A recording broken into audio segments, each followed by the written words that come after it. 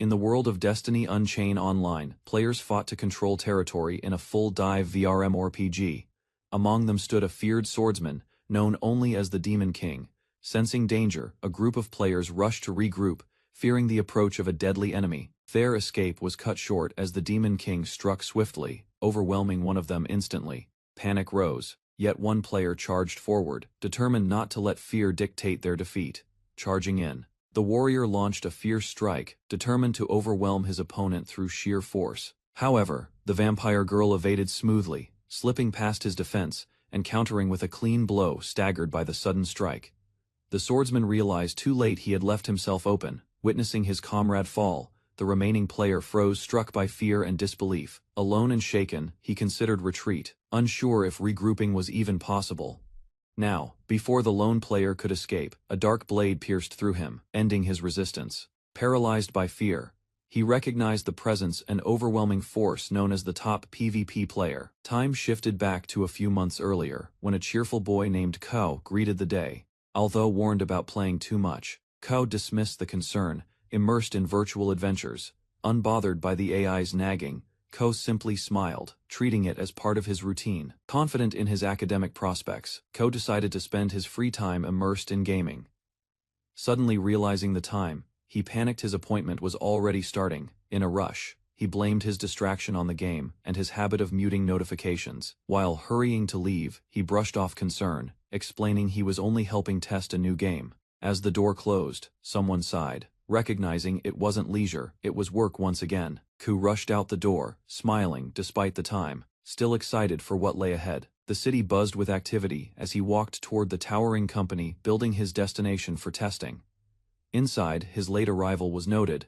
The receptionist, unimpressed by his VR-related excuse, apologized to his father, the game's creator, who reminded him to enjoy gaming in moderation. Despite the workload, his father smiled warmly, touched by Ko's gesture and quiet concern.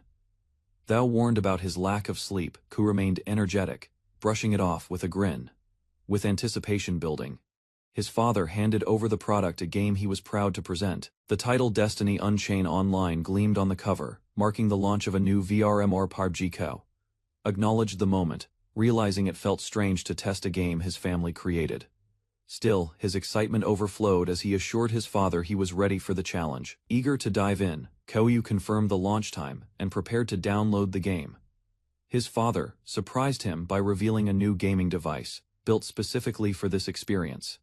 Standing before a capsule-like machine, Ko learned it was called the Cradle, powered by cutting-edge tech. While Ko was impressed, he still doubted its appearance resembled anything remotely like a game console. Despite his concern, his father reassured him. It wasn't an unfair advantage, just immersive, not overpowered. Ko examined the machine, still skeptical about its complexity and purpose within the game. His father reassured him that enjoyment was the only goal. How he played was entirely his choice. As a suggestion, he proposed Ko aim to become the strongest player, given his PvP skill. Flustered, Ko recalled his past declarations, embarrassed by memories of his overconfident gaming habits. Now inside the cradle, uncertainty crept in as he prepared to log in for real. Ko smiled brightly, assuring his father that helping with game development was something he truly enjoyed. When the topic of his absent mother surfaced, Ko responded with emotional distance, claiming it no longer mattered. Even so, he admitted he wouldn't know how to feel if she returned unexpectedly. His father gently revealed the game was created by both parents, specifically with Ku in mind. Stunned, Ku processed the revelation, surprised that even his mother had a hand in its creation. Ku was surprised when his father insisted that duo held real significance for him. With a warm smile, his father encouraged him to play from the heart and enjoy every moment. As the cradle sealed around him, Ku hesitated, but gave a small nod, ready to begin.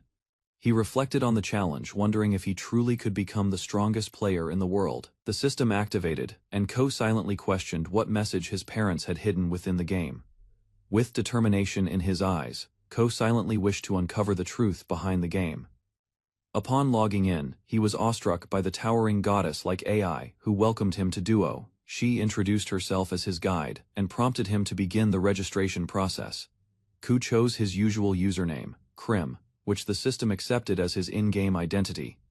Moments later, the character creation sequence began, displaying a variety of potential avatars before him. Just as Ko began choosing a race, a glitch affected the character models, disrupting the selection screen. A system alert popped up, revealing an unusual DNA sequence and unlocking a new, unknown race. Shocked by the news, Ko stared as the screen began forming a mysterious figure before him. The figure took shape as a pale, white-haired girl, an avatar labeled Noble Red, a vampire progenitor. Trying to make sense of it, Ko learned the race was rare, accessible only due to his DNA.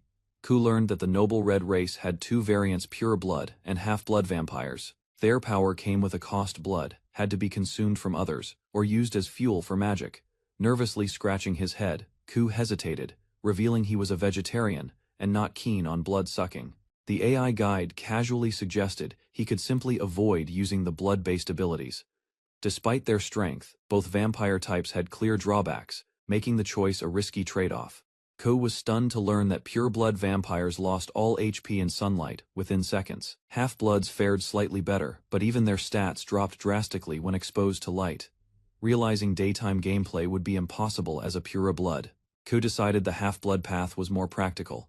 To his surprise, the AI explained he could customize his character further by adding weaknesses. Classic vampire limitations, like silver, fire, or being uninvited, granted bonus stat points when selected as drawbacks. Ko found it amusing that adding more weaknesses actually made his character stronger through bonus points. He prioritized critical damage by boosting strength and magic, aiming for a high-risk, high-reward build. Thinking strategically, he imagined a glass cannon setup perfect for PvP ambushes. After selecting multiple vulnerabilities, Ko finalized his half-blood character, questioning if the AI guide was truly reliable. Despite the immersive design, he dreaded the blood-sucking mechanic, already regretting that part of the build. Ko realized other players were already progressing and didn't want to fall behind from indecision. Though other races looked appealing, something about vampires felt strangely familiar to him. Recalling his father's advice, he focused on following his instincts rather than logic alone. However, he was surprised to learn that gender-swapping avatars was restricted within the game. With resolve, Ko decided to roleplay as a male vampire, embracing the class fully.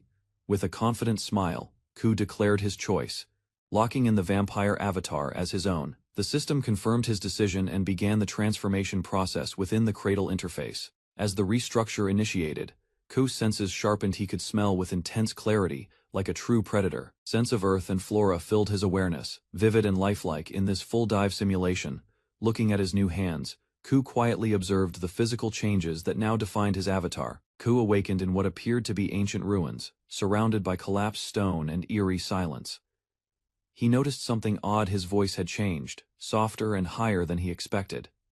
Opening his status screen, he was stunned by the reflection. It showed a girl's face and body. What he dismissed earlier as a glitch was real. He had been assigned a female avatar.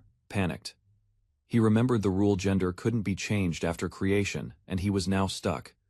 The girl's expression twisted in panic as a sudden realization struck: something in the game had gone terribly wrong. She searched frantically for her father, shouting in confusion over her altered voice and appearance. The system's glitch had transformed her into a girl, and her father's response offered no comfort.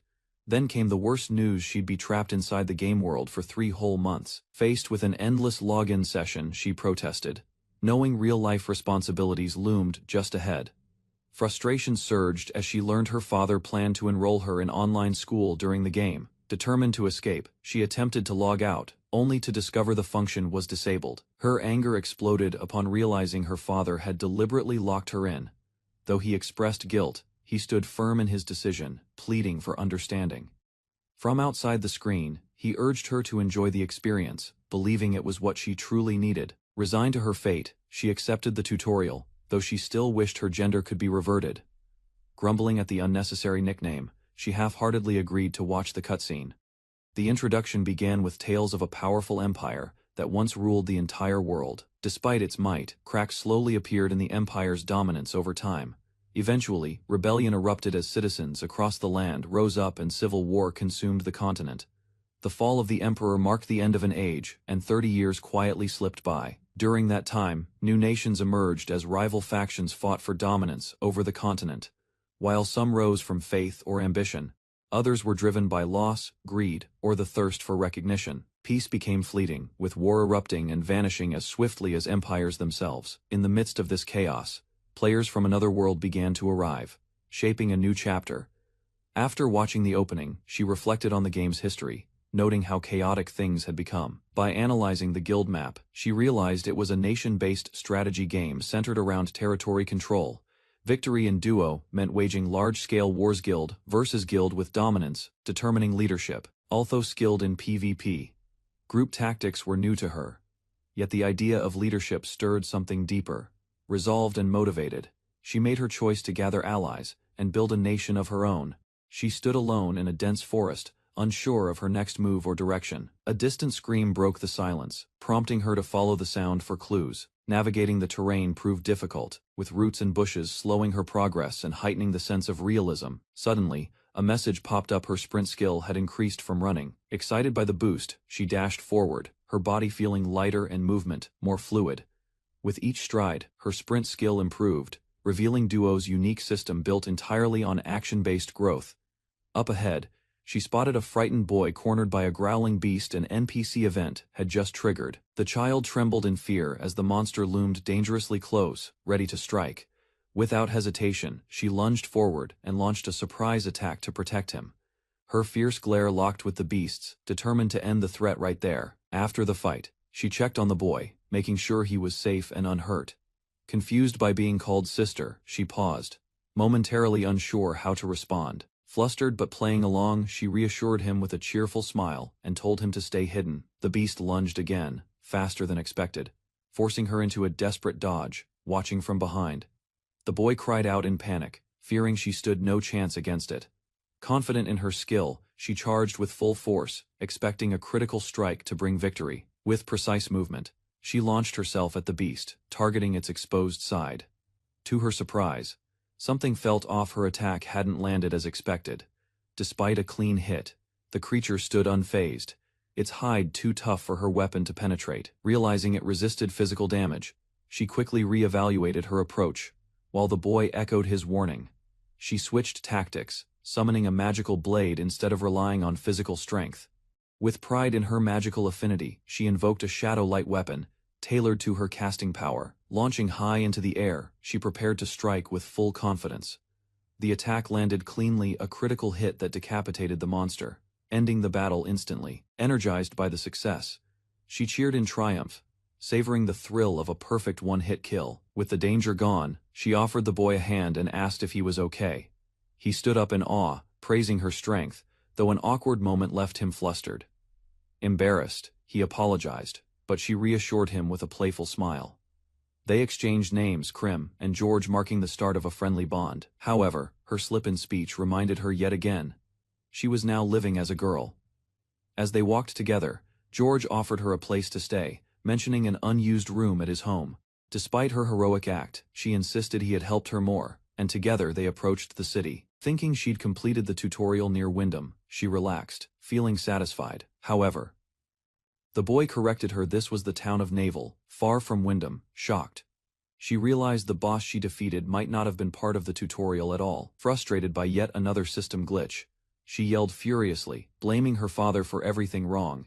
After hours of battling in sync, the girl advanced with precision, locked in fierce combat. Facing a beast-like opponent, her understanding of the system deepened, sharpening her reaction. She struck decisively, learning to aim for weak points, the brain, heart, and spine to down foes swiftly. With a rush skill, she activated Divine Might, dashing forward in a blur. Her blade pierced the beast's flank, toppling it in a single, calculated strike. A critical strike landed cleanly, bypassing the enemy's remaining health and triggering an instant kill. Satisfied with the outcome, the girl casually celebrated amidst the aftermath of the battle. She speculated on the broader potential of her technique, imagining its use in competitive duels. Later, a young villager praised her efforts, now able to gather materials without fear. Realizing her spawn point was incorrect, she groaned and began trekking toward the nearest town.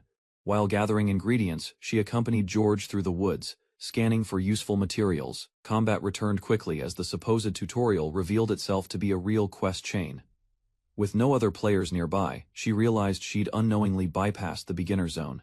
Rather than dwell on it, she reframed the situation as an opportunity to gain skill points. Analyzing the quest further, she identified it as a chain mission, promising tougher challenges ahead. Suspicion stirred as she questioned whether collecting herbs alone could truly complete the quest. Something felt off. Why had George wandered so far into dangerous territory in the first place? Curious, she approached the boy, asking about his motives and the risks he faced. George explained that his family ran an apothecary and he helped gather herbs when possible. Still, she teased him for acting carefree, despite nearly dying moments earlier. George reacted with embarrassment as she playfully teased him with a nickname. She advised him to bring an adult next time, only to hear he couldn't rely on them. Grateful for her help, he shared that none of the adults, including his father, assisted with gathering. Krim began to suspect there was more to the quest than simply collecting herbs. For now, she accepted his offer to stay and wait before moving toward Wyndham. Their journey neared its end as the road to Naval finally came into view. However, the harsh sunlight overwhelmed Krim, draining her energy and balance. She realized her prolonged exposure in the forest had masked her sunlight sensitivity. Although the rays weren't strong enough to penalize her, the burning sensation persisted. Thankfully, George suggested they walk in the shade, offering a room to rest once they arrived. The moment they reached Naval, George was met with a furious scolding from his father. Concerned for his son's safety, the man reminded him how a single mistake could have been fatal. Only Krim's presence had kept the worst from happening, and everyone knew it. Though grateful, she humbly admitted she'd been the one relying on others. Offered a room without hesitation, she marveled at how lifelike the game's NPCs truly felt inside the apothecary. The man introduced himself as Ludgar and explained his role. Krim reintroduced herself, slipping into masculine speech that confused the others. Panic surged as she debated whether to explain her real identity or maintain the role. Deciding to brush it off, she laughed and dismissed the awkward moment. Ludgar praised her beauty, while George grumbled under his breath, still flustered by it all. Krim was caught off guard when called beautiful, unsure how to react. Still unfamiliar with her own face, she hesitated, wondering if it truly looked cute. She reflected on how a bug had switched her gender, unlike other games with gender-locked visuals. After feeling her face, she confirmed it was indeed soft and feminine. Meanwhile, George's father teased his son, stirring even more embarrassment in the flustered boy. Flustered from the teasing, George excused himself, claiming he needed to clean the spare room. With the boy gone, Ludgar asked to speak privately with Krim about something important. He revealed his daughter's illness, one that local medicine had long failed to cure. Driven by desperation, George often ventured into the forest alone, searching for rare herbs. Krim finally understood the real reason behind his reckless determination. Before leaving, Ludgar asked Krim to keep an eye on George, worried about his impulsiveness. Alone with her thoughts, Krim reflected on the family's struggles and planned to explore the town. She paused, remembering she had promised to help clean, and headed toward the spare room. There she overheard George gently scolding his sister for trying to get out of bed. Promising recovery, he reassured her with quiet determination to gather medicine one piece at a time. Krim watched silently, moved by the frailty of George's sister and the boy's quiet worry. George confirmed what she'd learned, explaining that Juna had been this ill for as long as he could remember. He knew time was slipping away. Her condition worsened with each passing day. Though he respected Krim, he refused to let anyone stop his search for ingredients. Even if it meant defying his father, George's resolve wouldn't waver. Krim acknowledged George's determination and offered to help him gather every ingredient needed together. Morning light stirred Krim from sleep as the fourth day of her confinement in the virtual world began. Outside, George's cheerful call greeted her. He was already brimming with energy, ready to search for ingredients. Stretching by the door, she caught George musing aloud about her vampire traits. Without hesitation, he offered a robe to shield her from the sun, thoughtful and prepared. Their routine was cut short when a monster appeared. Krim stepped forward to defend, ordering George to retreat. Krim quickly assessed the enemy, some kind of reptilian monster, and noted the terrain's danger near the river. Without warning, the creature lunged. She dodged but was nearly caught off guard by its incredible speed. Landing atop its back, she plunged her weapon into its thick hide, struggling to stay balanced. A powerful tail swipe followed, but Krim leapt clear, reading the attack easily. From above, she descended sharply, delivering a clean, decisive blow to the monster's skull. After defeating the creature, Krim reflected with satisfaction and discovered monster drop items in the water. She returned to George, reporting the new materials. He quickly checked their utility, with growing excitement. Noticing her stats, Krim observed her skill proficiency had risen more than expected. She reviewed the list of newly unlocked abilities, selecting ones with practical uses in combat. Settling on Dark Bullet and Blaze Blood, She prepared for the next challenge with confidence. Krim examined a potent magic called Noble Red, which offered a temporary power boost at great risk. Despite its strength, she deemed it too dangerous, given the vulnerability it caused after use. Later she and George reflected on the slow progress of their quest, now 4 days in. Jokingly, Krim imagined calling out for party members, though she hadn't met any other players yet. She realized this was unusual, especially since top players typically cleared early zones within days. As Krim surveyed the vast forest below, she began to realize just how immense the world of Duo truly was. George's question broke her thoughts, and she brushed it off with a smile, hiding her awe. With only one material left to find, they decided to head back as dark clouds gathered overhead. Back home, George confirmed Juna's health had worsened, her strength fading. They urgently reported the news just one ingredient stood between Juna and her medicine. Krim resolved to retrieve the final ingredient immediately, determined not to waste any more time. George revealed he might know where it was, but their father objected. He feared their destination. The Black Forest came up, a place tied to a powerful threat known to all. At its heart lurked a monstrous bear, an apex predator few dared approach. Its savage nature had already claimed lives, making the journey perilous for even the bold. Their father warned that the bear in the Black Forest was no ordinary beast, it was a disaster-level threat. Krim realized it wasn't just a monster, but a raid boss meant for full parties. Even she wasn't confident facing it alone, the risk was far too high. George, however, believed in her strength and urged her on with hopeful words. But Krim, with a troubled gaze, admitted she didn't think she could win. George lowered his head, apologizing for hoping too much. Krim gently assured him it was all right. Alone in her room, she worried about the future. No other players had arrived, and forming a party seemed impossible. Suddenly, she overheard a heated argument through the walls, something about the forest. Peering outside, Krim noticed a restless crowd gathering, their voices tense and urgent. Ludgar addressed her with concern. The village men were angry someone had entered the forest alone. The villagers discovered missing tools. George had likely gone to collect the final medicine ingredient alone. Realization struck Krim. He had entered the Black Forest, the most dangerous place they feared, determined to stop him. She rushed to leave, but someone grabbed her arm to halt her. Ludgar pleaded with her not to go. The monster had claimed too many lives already. Thou warned. Krim insisted she couldn't wait. George's life might depend on her speed. Ludgar tightened his grip but softened his tone, understanding Krim's urgency. He released her, choosing not to stop her. Krim reflected on George's trust and their shared journey. A memory of their promise surfaced. They would complete the quest together. Blaming herself for pushing the quest forward, she felt responsible for what had happened. With newfound determination, Krim turned to leave. She had made this choice and would see it through. Krim raced through the forest, determined to retrieve the last ingredient hidden in a deep cave. Guided by the event marker on her map, she pressed forward without hesitation. Upon reaching a waterfall, she spotted the cave. George had to be nearby. Meanwhile, a system overview explained how NPCs, like George, mimicked human behavior using advanced AI.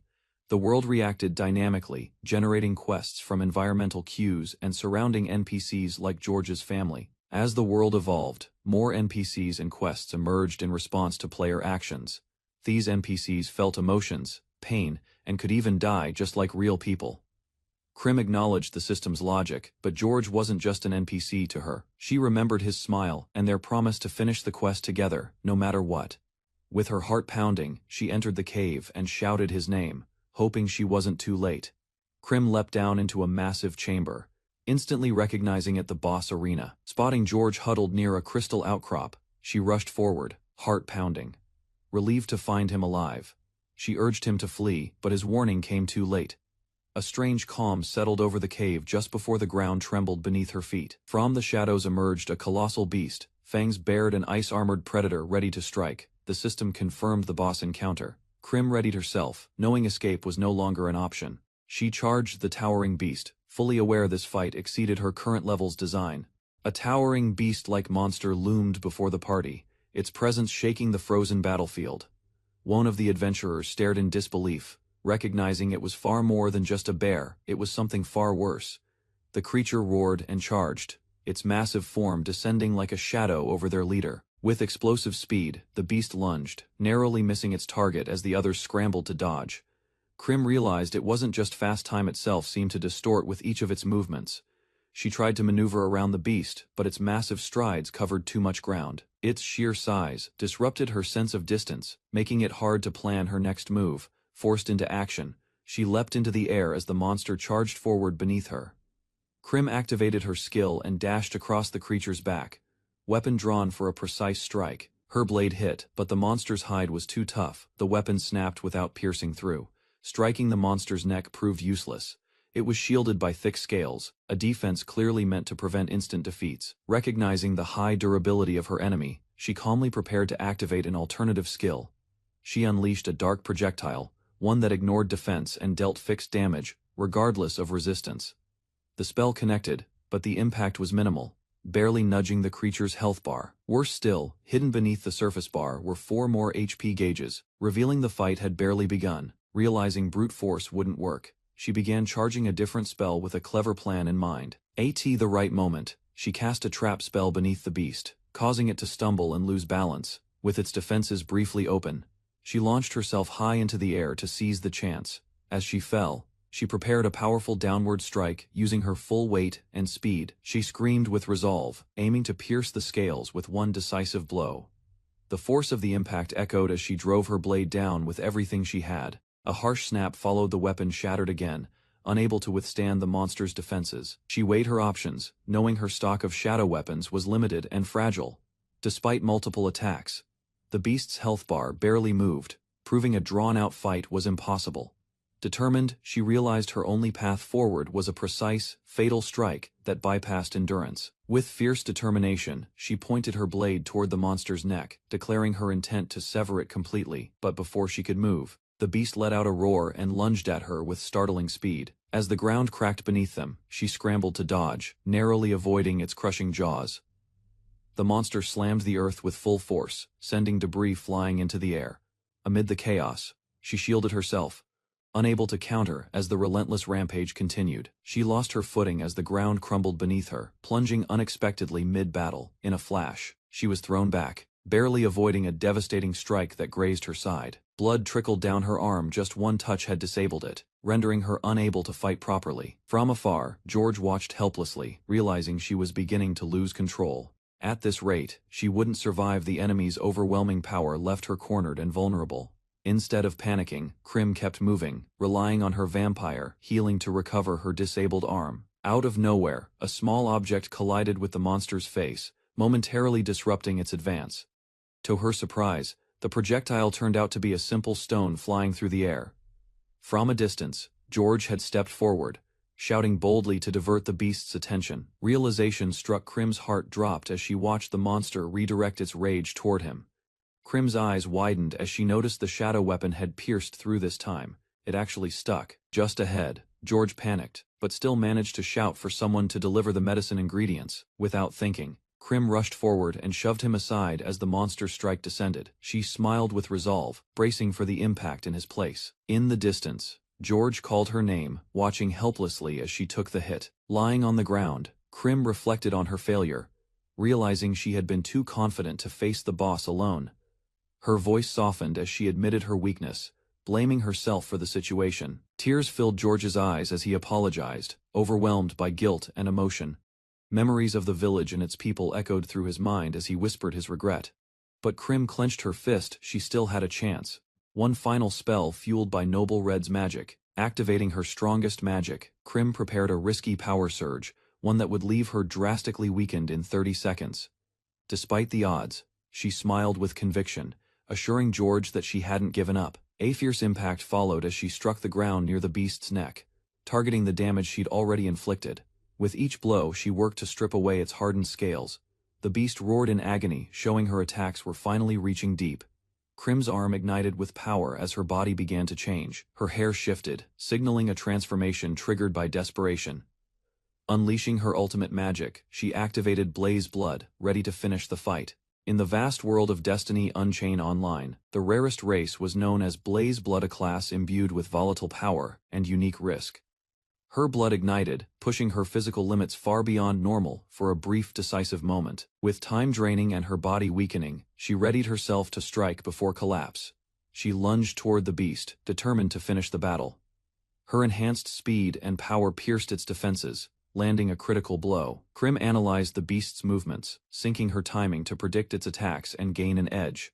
She charged forward, targeting the creature's vulnerable neck with persistent, focused strikes. Each blow chipped away at its defenses, and even observers were stunned by her precision. Despite the danger, she darted in close, risking everything to maintain pressure. With strength waning, she realized decisive action was needed before her limits broke. Krim steadied herself, bracing for a final strike with every ounce of strength she had left. She launched into the sky, channeling all her remaining energy into a single full-force dive. The impact landed with precision, her claw aimed directly at the creature's throat. Though the scales cracked under the force, the beast endured, still moving. With only seconds remaining, Krim realized the fight wasn't over yet. Krim clung to the monster, knowing this final clash would determine the outcome. With seconds slipping away, she delivered strike after strike, each one more desperate than the last. As the timer hit 0, her final blow shattered the beast, ending the battle in a burst of light. Later, in peaceful quiet, her body stirred in bed, awakening slowly. She remembered the name, George. Krim awoke to a startling discovery: her body had shrunk, confused and disoriented. She sat up in bed, overwhelmed by her childlike form. Trying to maintain composure, she confirmed her identity with Ludgar, who questioned the situation gently. George explained that Krim had transformed right after the boss was defeated, shocking everyone present. Ludgar and his team had rescued them both, and escorted them safely back. Now reunited, they sat together, trying to unravel the mystery behind Krim's unexpected change, tracing it back to the activation of Blaze Blood and its overwhelming toll on her body. She visualized the cost, the draining of blood and energy, leaving her weakened and small, like fuel completely spent. Opening up at last, Krim revealed her true nature: a noble red, a vampire, and by extension, a demon. Worried about rejection, she offered to leave, assuming her nature would disgust them. Instead, George stood firm, declaring that her courage mattered more than what she was. Krim listened quietly as Ludgar echoed George's words, reaffirming that her nature didn't change how they saw her. With a warm smile, he told her she was like family, someone who had saved lives and brought healing. Their gratitude poured out freely, and Krim smiled in return, touched by their acceptance. To restore her body, a special remedy was prepared blood. Despite hesitation, she drank it, accepting what she was. As Krim stared into the cup, a strange hunger stirred within her, surprising even herself. She confessed hesitantly blood wasn't her thing. In fact, she was a vegetarian. George encouraged her to press on, reminding her she couldn't stay in that weakened form forever. Summoning her resolve, Krim shut her eyes and drank with determination. Suddenly, a vivid memory surfaced, one tied to fear, urgency, and flashing lights. A memory flashed back, chaos erupting as a boy named Ku bit a classmate, blood trickling from the wound. The surrounding students reacted with shock, shouting in disbelief as Ko trembled, overwhelmed by guilt. Despite the panic, the girl tried to downplay the injury, insisting it was minor. With a soft smile, she reassured him, masking her pain behind calm words. Krim awakened from the memory, shaken, questioning why she'd done the same.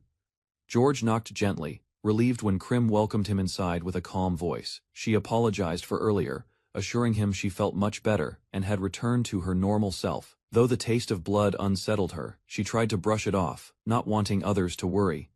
A gift was offered, unique equipment tied to the Empire's past, instantly lifting her spirits. With renewed energy, Krim recalled her goal: reaching Wyndham and starting her true journey. Ludgar suggested Krim visit a trade city, places where adventurers gathered and search for clues about Wyndham. With few options, she made her way to the plaza, prepared to use the transport system. In a flash of light, she arrived at her destination, an immense floating fortress called Valhallant. Surrounded by bustling players and towering structures, Krim marveled at the sight of the floating city. Far away, in the real world, a hospital quietly accepted a new patient. Transfer the cradle. In a quiet lab, researchers exchanged brief thanks before one stepped away with intent. He approached a sealed capsule, addressing the person inside, his long unseen spouse, with familiarity and sorrow. Another figure appeared, noting their child had already aligned with one side of the conflict. Inside a pod, a boy floated silently. One man believed the choice hadn't been conscious. Watching from the shadows, a woman whispered softly, urging her daughter to awaken soon. Krim arrived at the floating city of Valhalla, surprised by the number of players gathered. She was impressed by its design and regretted not visiting earlier. Inside, she spotted a massive structure. Two fighters were battling with low HP, drawing her attention. Realizing it was a PvP arena, Krim became excited and changed her plans immediately. She explored the city, observing raiders preparing for the next challenge. Surrounded by noisy chatter, Krim began thinking about gear, scrolls, and future weapons. Krim smiled to herself, embracing the idea that detours made the game more exciting. Curious about her surroundings, she chose to explore and was immediately drawn to someone with striking white hair. As she walked, a crowd quickly gathered, showering her with attention and compliments. Puzzled by the reaction, she realized she had yet to see her own reflection in the game. Finally finding a mirror, Krim gasped her avatar was far more beautiful than she expected. Seeing her reflection, Krim was startled by how striking her avatar looked. Her hair color stood out, drawing compliments from others. Although flattered, the attention made her uncomfortable. Being seen as pretty clashed with her identity. She quietly wondered whose face had been used to generate her character. While snacking at a nearby cafe, she joked to herself about being born as a girl. Any awkward thoughts faded as she delighted in enjoying junk food again. A man offered Krim plain food, surprised she couldn't tolerate meat. In the lively cafeteria, Krim enjoyed her fries freely.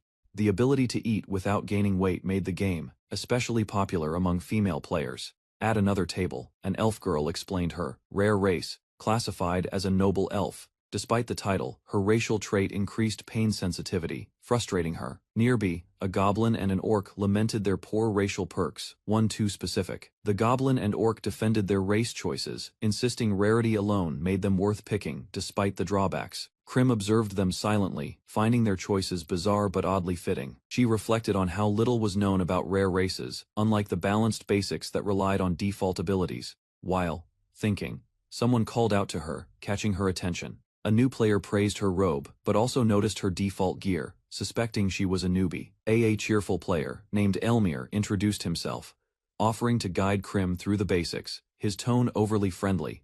Politely declining, Krim insisted she preferred learning things on her own, already thinking of ways to distance herself. Despite her refusal, Elmir persisted, complimenting her looks, causing Krim to leave abruptly.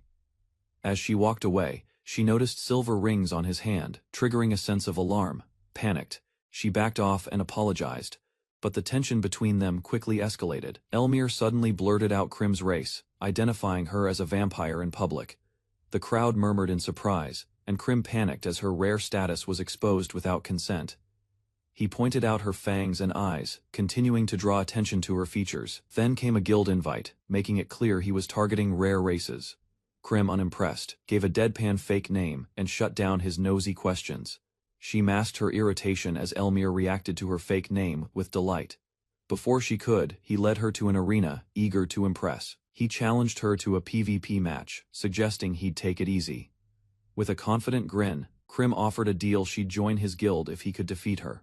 However, she added a twist: if he lost, he'd stop recruiting her completely. Krim stepped into the arena as Elmir accepted the challenge, marking the start of their duel. Krim steps into the arena, facing a confident knight who offers a duel in exchange for guild membership. After 5 days of monotonous grinding, she finally gets a real challenge. She finds it odd that her first opponent is a flamboyant player, more focused on style than skill. Analyzing his gear, she guesses he's a balanced build, a royal knight with human stats. With a fierce gaze, Krim readies herself, determined not to lose. The battle begins, and though Krim is new to PvP, her resolve remains firm. Her opponent lunges in with confidence, but Krim meets him head-on, unfazed. She strikes fast and clean, leaving him stunned by her speed and precision. A fierce blow lands, the knight stumbles, clearly not expecting such force. While he scrambles to recover, Krim calmly considers her options to win. Krim aims directly for the knight's weak point, flashing a confident expression as she strikes near his neck. He retreats, impressed but wary, knowing the fight isn't finished yet. Their weapons clash furiously, and he realizes she's relentlessly aiming for a swift, decisive blow. She charges in low, catching him off guard with a sudden dash. Her next move mirrors a top-tier strategy she memorized from elite gameplay guides. The knight tries to trap Krim mid-air with a shield skill, aiming to end it. But she twists mid-air, catching him by surprise and breaking through his guard. Krim lands a clean strike from above, bringing his health to 0 in one decisive blow. With a satisfied smile, she reflects on how enjoyable the duel was. He walks off victorious, leaving behind a stunned but impressed opponent. Standing alone, Krim reflects on the battle, acknowledging her opponent's strength with quiet respect. Elmir approaches her, praising the fight despite his loss, finding the experience refreshing. Krim admits she underestimated him, having assumed he wasn't serious about the game at first. Smiling sincerely, Elmir thanks her, saying the match helped him recognize his own purpose. With parting words, they go their separate ways, each changed in subtle but lasting ways. As they part ways, Krim finally corrects him. Her name isn't Potato, it's Krim. Elmir chuckles, amused, then pauses in confusion, realizing something odd he noticed earlier. Back in town, Krim strolls through the crowd, satisfied. PvP had been far more thrilling than monster hunting. She reflects on her time in the village, and is relieved to find her skills still sharp. A friend rushes in with admiration, hugging Krim tightly after witnessing her entire battle. Krim receives a barrage of compliments about her appearance, as her friends gush over her transformation into a girl. Suddenly, she falters. Something seems off, prompting concern from everyone around her. Amid the chaos, she discovers that both of her friends have also joined the game world. They're surprised. Krim never responded to their messages, realizing she had skipped the tutorial entirely. One of the players is revealed to be Furia Subaru, her competitive childhood friend, now playing as Frey. Krim introduces another familiar face, Subaru's twin sister, Hijiri, now in-game as Freya. The group discusses forming a party, and Krim hesitates after noticing something unsettling: a scar that shouldn't exist in a game avatar. Subaru confidently claims that pairing up with Hijiri would make them unbeatable. Forgetting Krim entirely, their light-hearted bickering over game roles erupts while Krim watches, slightly exasperated. A flashback explains everything. Krim had been accidentally spawned in the wrong region, isolated from other players. The group discusses how to regroup in Naval, but they're unsure of each other's exact location. Suddenly, a stranger offers to guide them, though he clearly expects something in return. Krim returned to Naval exhausted, unsure whether her friends would arrive safely. The man who offered to help seemed unreliable. While waiting, she focused on improving her axe skills and clearing collection quests. Unexpectedly, she discovered a new shadow weapon, catching her off guard. To her relief, Ryunosuke, Frey, and Freya finally appeared, collapsing from the journey. He formally offered to escort the others to Naval without delay. Frey and Freya panicked upon learning none of them had actually reached Naval before. Ryunosuke admitted he never unlocked it as a teleport point due to exhaustion during his last attempt.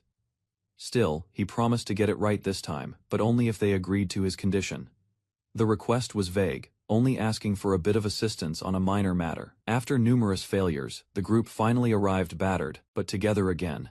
Ryunosuke confessed the journey had been far easier when he traveled alone, expecting stronger support this time. Despite knowing the party lacked a tank, he hadn't anticipated such chaos, especially from Freya. The group repeatedly called for Krim, panicking as they failed to handle threats on their own. Krim observed their ordeal, teasing Ryunosuke for hiding behind stealth instead of helping. Before she could respond, someone pointed out her intimidating grip on the axe. The group learned about Krim's housing achievement after many quests earned her a rundown cabin. Despite the poor condition, Krim had fun fixing it up and became absorbed in the work. Back at the cabin, a cheerful child named Juna welcomed Krim home with a running hug. Krim noticed Juna's energy had returned, though she gently reminded her to take it easy. Curious, her friends asked about the mysterious child now clinging happily to Krim. Juna cheerfully greeted everyone, calling them by name and expressing joy at meeting Freya and the others. As they walked, Ryunosuke noted how rare it was to see such a close bond between a player and an NPC. Krim, hoping to join the upcoming barbecue, quickly presented a guinea fowl as a gift offering. The delicious meal that followed amazed everyone, especially the yakitori, grilled to perfection. While enjoying beer and praise, the men celebrated Krim's thoughtful contribution with loud, satisfied laughter. Krim was surprised to learn alcohol had no real effect in-game, making hangovers a thing of the past. While the adults chatted, Juna offered grilled vegetables to Krim, who gladly accepted the plate. Despite the meal's variety, Krim's inability to eat meat was met with sympathy and laughter. Taking a serious turn, she asked Ryunosuke to reveal the condition he mentioned earlier. With a smile, he declared his request an assault on the Kaimei Pass. Ryunosuke revealed that Kaimei Pass was likely a hidden area, with rare items for those who conquered it first. He admitted needing help, proposing to split the loot in exchange for their support. The area was dangerous, overrun by an aggressive ogre tribe that attacked on sight. Arriving at Valhallant, he emphasized the need for strong allies to succeed. Freya and Frey questioned the cost, while Krim considered forming a guild. Krim agreed to the plan, intrigued by the challenge and eager to uphold their deal. Ryunosuke explained the destination, a canyon hidden past the Black Forest, not far from their current location. They reached a narrow crevice in the cliffs, marking the path toward the pass ahead. Crouching behind cover, the group spotted the ogre village just below. As tension rose, Ryunosuke declared Krim would lead the infiltration alone. Krim stood before the worn bridge marking the entrance to Kaimei Pass, a place wrapped in danger and mystery. She wasn't alone for long. Others emerged from hiding, acknowledging her courage for entering ahead, wishing her luck. They sent Krim ahead. Though hesitant, she pressed on, blade in hand. Suddenly the cliffside shattered. A hidden enemy launched a surprise strike. Krim barely reacted in time. Surrounded by towering beastmen warriors, Krim found herself caught in a deadly ambush. Overwhelmed by sheer numbers, Krim began to question if she could hold out. The enemies were relentless. Without warning, a powerful slash ripped through the battlefield. A mysterious warrior had arrived. Moving too fast to track, the newcomer's strike stunned even the enemy. She was not just strong, she was precise. The woman revealed herself as a fellow demon, apologizing for her earlier misjudgment. Introducing herself as Swordmaster Mei 2, she welcomed Krim and her allies without hostility. Krim realized the game's mechanics favored racial dynamics. Bringing a demon allowed smoother relations with the ogres. Curious about Matu's title, the group learned she was seen as a swordmaster, though she claimed to be a mere blacksmith. Teasing followed as Ma2 jokingly guessed Krim's age, mistaking her petite frame for a child's. An elder demon presented a grotesque feast, insisting it would aid strength. Ma2's tone turned grave, justifying harshness when under attack. Labeled a discount Oni, the vampire girl faced teasing for her lack of blood-sucking skill. Arriving at a massive cliffside village, she and her party were welcomed and offered rest in a tea house. A towering warrior declared his victory, dismissing opponents as weak appetizers. Challenges were shouted as Oni clashed to prove strength, their duels fierce and relentless. Drinking, sparring, and repeating, it was training born from chaos and stamina, not simple hostility. A challenge was issued: defeat 3 Oni and earn a reward. Failure meant exile for the weak. Before anyone could react, one member of the group had already vanished. Krim stepped up to face an opponent, asking to join the trial despite not resembling an Oni. With fierce energy, she dove into action, surprising everyone by starting the quest without hesitation. A powerful strike cleared the air. She vanished again. The Oni was left stunned, muttering in awe from above. A strike was unleashed. Dark energy infused the weapon as it descended. A massive axe materialized mid-air and crashed down, clashing against the Oni's blade. In a flash, her opponent dropped. Spectators watched in awe as the battle ended instantly. Relaxed and confident, she acknowledged the outcome. Winning through force felt strangely efficient. Roars echoed. Another Oni, furious over his brother's defeat, charged in without hesitation. A brutal swing came down with fury, but a quick sidestep broke the rhythm of the attack. Shock followed as the weapon failed to land. Momentum disrupted and balance thrown off. Blades clashed, and despite the stumble, both fighters narrowly avoided disaster. Cheers erupted while Krim launched a fierce counter, her allies already confident in the outcome. Smiling with satisfaction, she noted the axe's power and flaws. Fighting one-on-one felt manageable again. Ma2 stepped forward with a smile, lifting her weapon and expressing her intent to join the fight. Recognition hit immediately. Krim realized Ma2 was the final opponent in the challenge. Krim stepped into the arena, facing a powerful horned opponent. The crowd cheered, sensing the tension of the final match. With calm determination, Krim signaled her readiness. She aimed to enjoy the fight, not end it too quickly. The clash began. Krim struggled to match her enemy's overwhelming speed and strength. Realizing she couldn't keep up, Krim activated new blood magic slave chain to change the tide. Chain struck, binding her foe. Krim used the opening to prepare her next move. Krim launched a fierce counterattack, her chain digging into the ground as her opponent took a glancing hit. Despite the damage, Krim kept her focus, choosing to wear down the enemy's health, little by little. Meanwhile, spectators noticed a strange disruption. Someone unexpected seemed to have taken the opponent's place.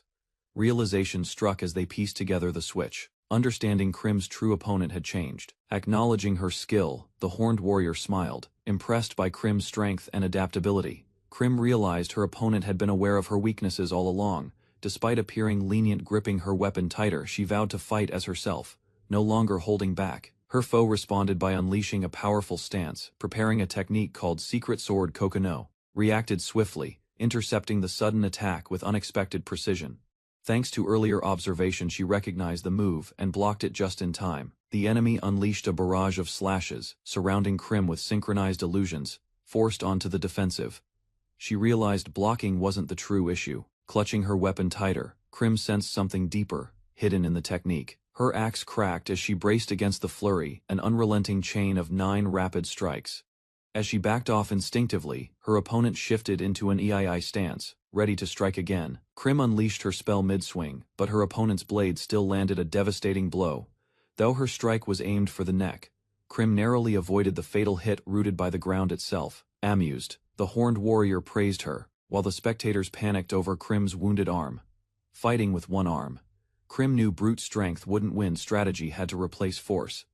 She extended her hand and cast Slave Chain, aiming to turn the tide once more. Chains launched toward the warrior, but she remained unfazed, calmly assessing Krim's direct approach. Surrounded by a web of magic chains, Krim focused her energy, waiting for the perfect moment to strike. Chains crisscrossed the arena, catching Krim's opponent by surprise. The setup was unconventional, not how the technique was originally intended. Curious about her new blood magic, Krim decided to test Slave Chain on a nearby creature. Though she launched the attack confidently, the bird managed to dodge it with ease. Later, while walking, she unexpectedly tripped on a hidden chain. Confused and irritated, she wondered who had placed it there. Grasping the embedded chain, Krim realized the spell remained active even as the environment shifted, drained and unsteady. She noted the risk. Without proper blood, the magic left her vulnerable. The enemy analyzed the situation, noting the chains that restricted movement. Despite the hindrance, they began planning a countermeasure. With a burst of speed, the foe charged forward, tearing through the air and ignoring the restraints. Observers watched the battle unfold with growing concern. Realizing Krim might not evade in time, their expressions shifted to panic. Krim swiftly dodged, swinging through the web of chains like a dancer in midair. She taunted her opponent, luring them into motion. As the enemy responded, Krim moved unpredictably, weaving through the chains. Their duel escalated into a deadly game of agility and timing. Spectators observed in awe as Krim evaded each strike with precision. Her agility impressed even the most skeptical onlookers. In the heat of combat, she knew a single mistake meant defeat. The next barrage approached, and her focus sharpened. Though the opponent's ability was strong, Krim noticed flaws. The chains were still functioning, giving her room to strategize and retaliate. Her adversary, however, declared the duel near its end.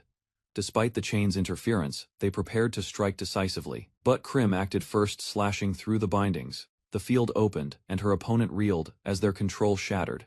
Krim unleashed her chain magic once more, hoping to catch her foe off guard. But her opponent smirked, dismissing it as too late to matter. Refusing to back down, Krim invoked a heavy weapon forged from shadows. Even in defeat, her spirit stayed unbroken.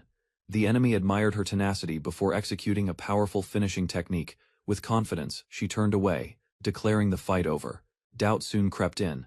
Something felt off. Krim had vanished, and the result wasn't certain. Amid the dust and scattered armor, Krim's body was nowhere to be found. Shock filled the enemy's eyes as they realized Krim had survived and transformed once more, now clad in powerful armor. Krim stood tall. She revealed that this desperate form came only when her blood reserves were nearly empty. Despite lacking combat abilities in this state, she cleverly used her opponent's assumptions against them. The heavy weapon, though unwieldy, had its purpose. In a flash of movement and force, Krim launched a final attack. Her strike landed true, claiming her third victory. After the dust settled, a friend embraced her, teasing her shrunken size with affection. Krim's opponent acknowledged defeat with a smirk, surprised by the trick that had secured the win. It wasn't the Krim they remembered, but it was effective. A system prompt triggered, and light swirled around Krim. She reached forward as her friends cheered. Her reward was waiting. Moments later, a new power awakened. Krim had acquired katana skills, a rare and coveted upgrade. Her companions gathered around, impressed. Knowledge of this technique was scarce. Many failed to unlock it, but Krim had succeeded. Despite the trial's extreme difficulty, the reward stayed the same.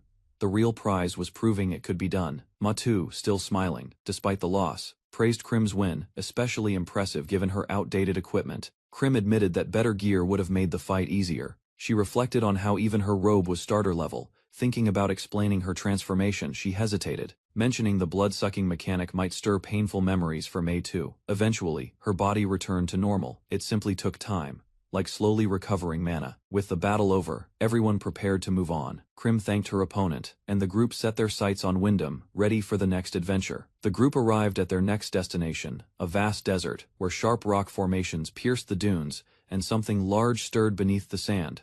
Krim and her companion froze in shock, realizing they weren't alone. The scorching desert pushed Krim to her limit. Choosing a vampire class had seemed exciting until the sun's relentless heat drained her strength with every step. Her teammates exchanged glances, realizing the game's extreme realism wasn't just physical. Even her mental endurance was faltering under the strain. Without waiting, Freya hoisted Krim onto her back. Refusing help from others, she pressed on with determination, despite the rising temperature. Memories of Krim's earlier combat prowess lingered. Her agility and execution had exceeded expectations, leaving her allies quietly impressed. One companion recalled a VR title master of swordsman, hinting at Krim's background. Her refined skills suddenly made much more sense. Designed by Krim's father, it functioned more like a punishing training simulator than entertainment, demanding perfection and offering little mercy. Left alone often, Krim spent her time immersed in it, forming a bond with the harsh world her father built.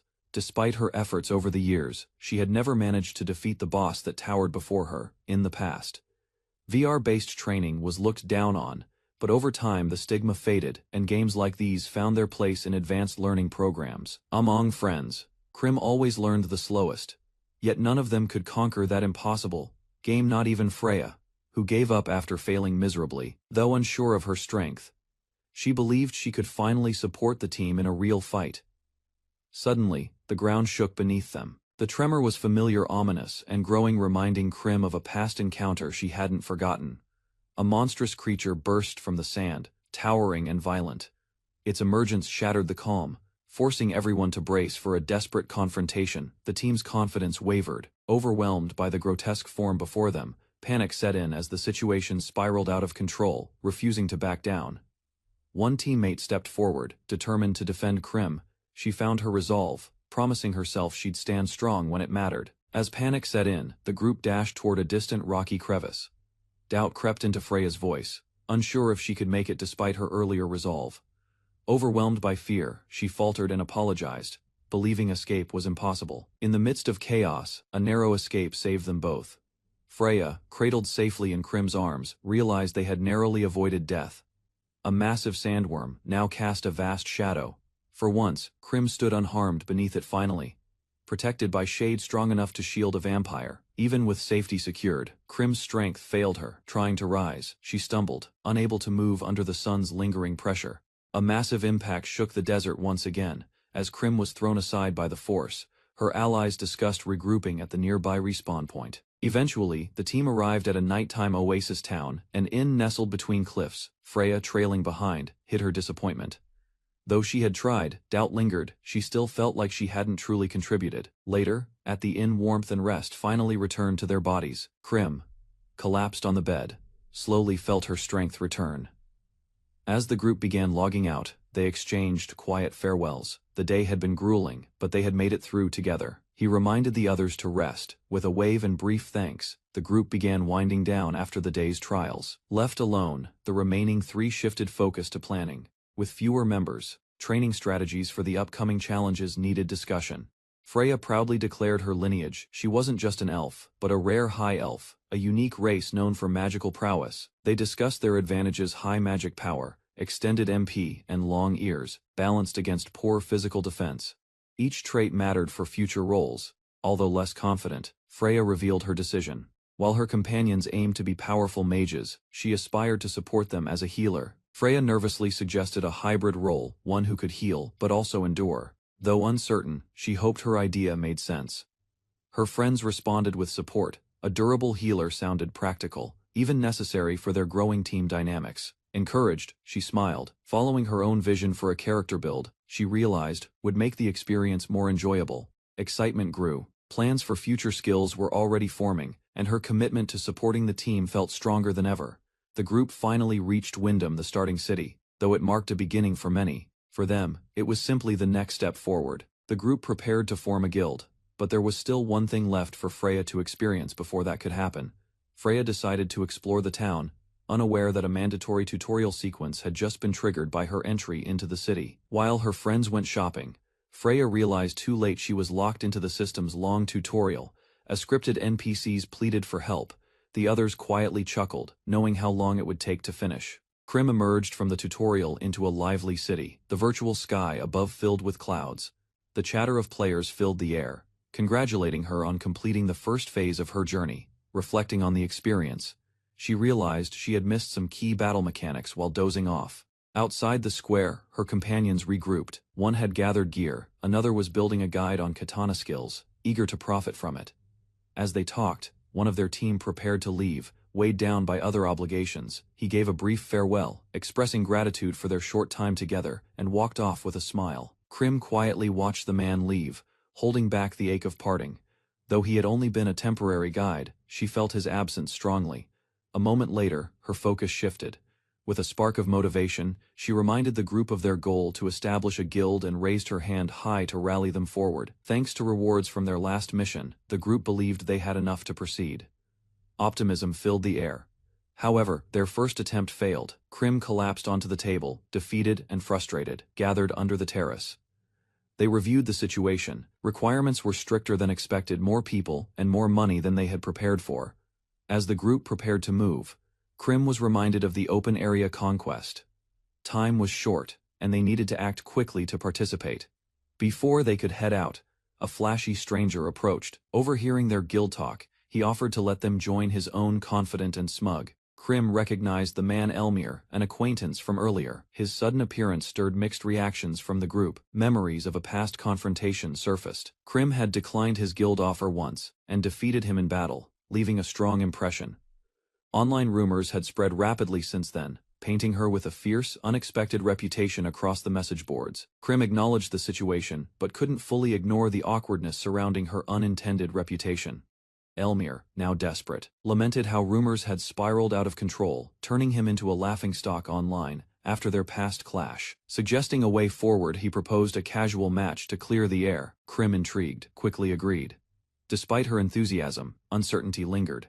PvP was still new territory for her, and team combat was an even greater challenge. With all three gathered, she pushed aside hesitation and suggested their first team battle, energizing the group with determination and a mischievous glint. Inside the arena's waiting room, Freya reminded the group that teamwork would be the deciding factor in their upcoming 3-on-3 match. They had acquired many new abilities, but skill interference made coordination vital. Clear communication was essential for success. Krim proudly claimed she had mastered numerous spells, though her limited memory betrayed her. Friendly teasing followed, lightening the mood. To make the match worthwhile, they agreed to request help with guild funds regardless of the outcome as part of the deal. Though uncertain, Krim felt determined. For the first time, she would fight not just for herself, but alongside true companions. Excitement surged as Krim and her teammates raised their arms, fully ready to face their first team battle. In the fourth arena, an official match was about to begin. The automatic commentator, AI Chan, made her energetic appearance. Krim was stunned by the massive audience. Elmir confessed they had advertised, but the turnout had far exceeded expectations. To calm the crowd, the team staged a forced display of camaraderie. Their exaggerated gestures only made it more obvious. Despite the awkward start, no one blamed each other. They had all chosen this path together and were ready to move forward. Confidence surged as Krim's teammates discussed their battle strengths, though she quickly reminded them not to leave her out. Across the arena, their opponents analyzed the team's formation. Acknowledging Krim's strength, they planned to focus their strategy around restraining her. To keep it simple, the group devised a coordinated plan. Krim would lead the charge, supported by healing and interception from the rear. With both teams in formation, the match began. The crowd watched eagerly as the announcer recapped the rivalry between Krim and Elmir. Wasting no time, Krim dashed forward. It was her and Freya's first time fighting side by side, and tension filled the air. Charging in without hesitation, Krim targeted the enemy's head directly. Elmir stepped in, hoping to buy time for Freya to adjust. Their blades clashed mid-air. Despite Krim's aggressive swing, Elmir held firm, reacting with swift precision. Though Krim's attack missed, her opponent revealed that he had heavily invested in boosting his stats, giving him surprising agility for a tank. From the sidelines, Enemy spellcasters began chanting. The next phase of their strategy had begun. Lightning paralyzed Krim, followed by a binding wind spell. Trapped mid-fight, she realized the enemy was using coordinated restraining magic to shut her down. The team followed their strategy with Freya nervously casting a spell as planned. Krim stood immobilized, awaiting recovery. Confusion spread as the wrong magic was used, failing to remove Krim's status condition. Everyone froze in surprise. Krim remained. Trapped Freya, overwhelmed by nerves, apologized. Their opponent seized the chance, acknowledging the gap in their coordination. She was suddenly caught by a powerful restraining skill, rendering her unable to move. One of her teammates activated a crystal and ordered a healing spell to be cast. Desperate, they attempted to assist Krim before the enemy could strike again. Before the spell could be completed, an opponent fired a magic projectile at the caster, interrupting the process and halting the healing. Another enemy charged forward, calculating that Krim's position would block the wizard behind her from retaliating. With precise timing, Krim was launched into the air by an ally's spell. The attack disrupted the enemy's approach, revealing it was a strategic move to save her. With only 13 seconds left, Elmir received the signal to act. He sprinted toward the exact spot where Krim was expected to fall. Freya struggled to cast her healing spell as two enemies monitored her every move, blocking her timing and keeping pressure on her position. Despite the odds, Freya focused intently. Her opponents remained locked on her, revealing their strategy to prevent support magic. Lightning struck across the field as orders were given to suppress the healer. A clash erupted, forcing Freya's side into full defense. Krim plummeted helplessly toward the ground, calculating the danger. She realized if Elmir reached her mid-fall, defeat would be certain. Only 8 seconds remained before the restraints would vanish. Krim, still falling, was descending faster than the countdown could protect her. As the ground drew closer, the danger intensified. If the restraints weren't removed before impact, the battle would be lost. Elmir had already arrived at the landing zone, waiting with his sword ready. His interception was inevitable. Elsewhere, an ally noticed Krim's peril while preparing a counterattack. He was momentarily distracted by an incoming spell targeting his position. Just in time, the mage launched a quick cast aqua shot. The incoming flame arrow was intercepted midair, halting further damage. A massive burst of steam engulfed the arena, triggered by a sudden explosion. Confusion spread as visibility dropped on all sides. Freya's name was shouted through the fog. The dense mist blocked everyone's view, complicating the already chaotic situation. Freya finally responded, casting her healing spell in the midst of the confusion. Her focus held steady, despite the pressure. Meanwhile, Elmir spotted Krim midair. He charged with confidence, convinced her restrained state guaranteed his victory. But as he raised his guard, Krim struck first, delivering a powerful blow that broke through his stance and surprised him. As a mysterious glow split the air, a character from the stands reacted in awe. A rare skill was being activated for the first time. Spectators quickly recognized the move. Whispers spread Krim had just used a katana skill, something no one had expected. Curiosity surged. Another player examined the blade closely, confirming its identity. The rarity of the skill left them stunned. Announcers declared Krim as the first to obtain such power. Her surprise move drew everyone's attention across the arena. With perfect timing, she deflected Elmir's strike. Freya's support arrived just in time to secure their counterattack. Krim tightened her grip and prepared to strike.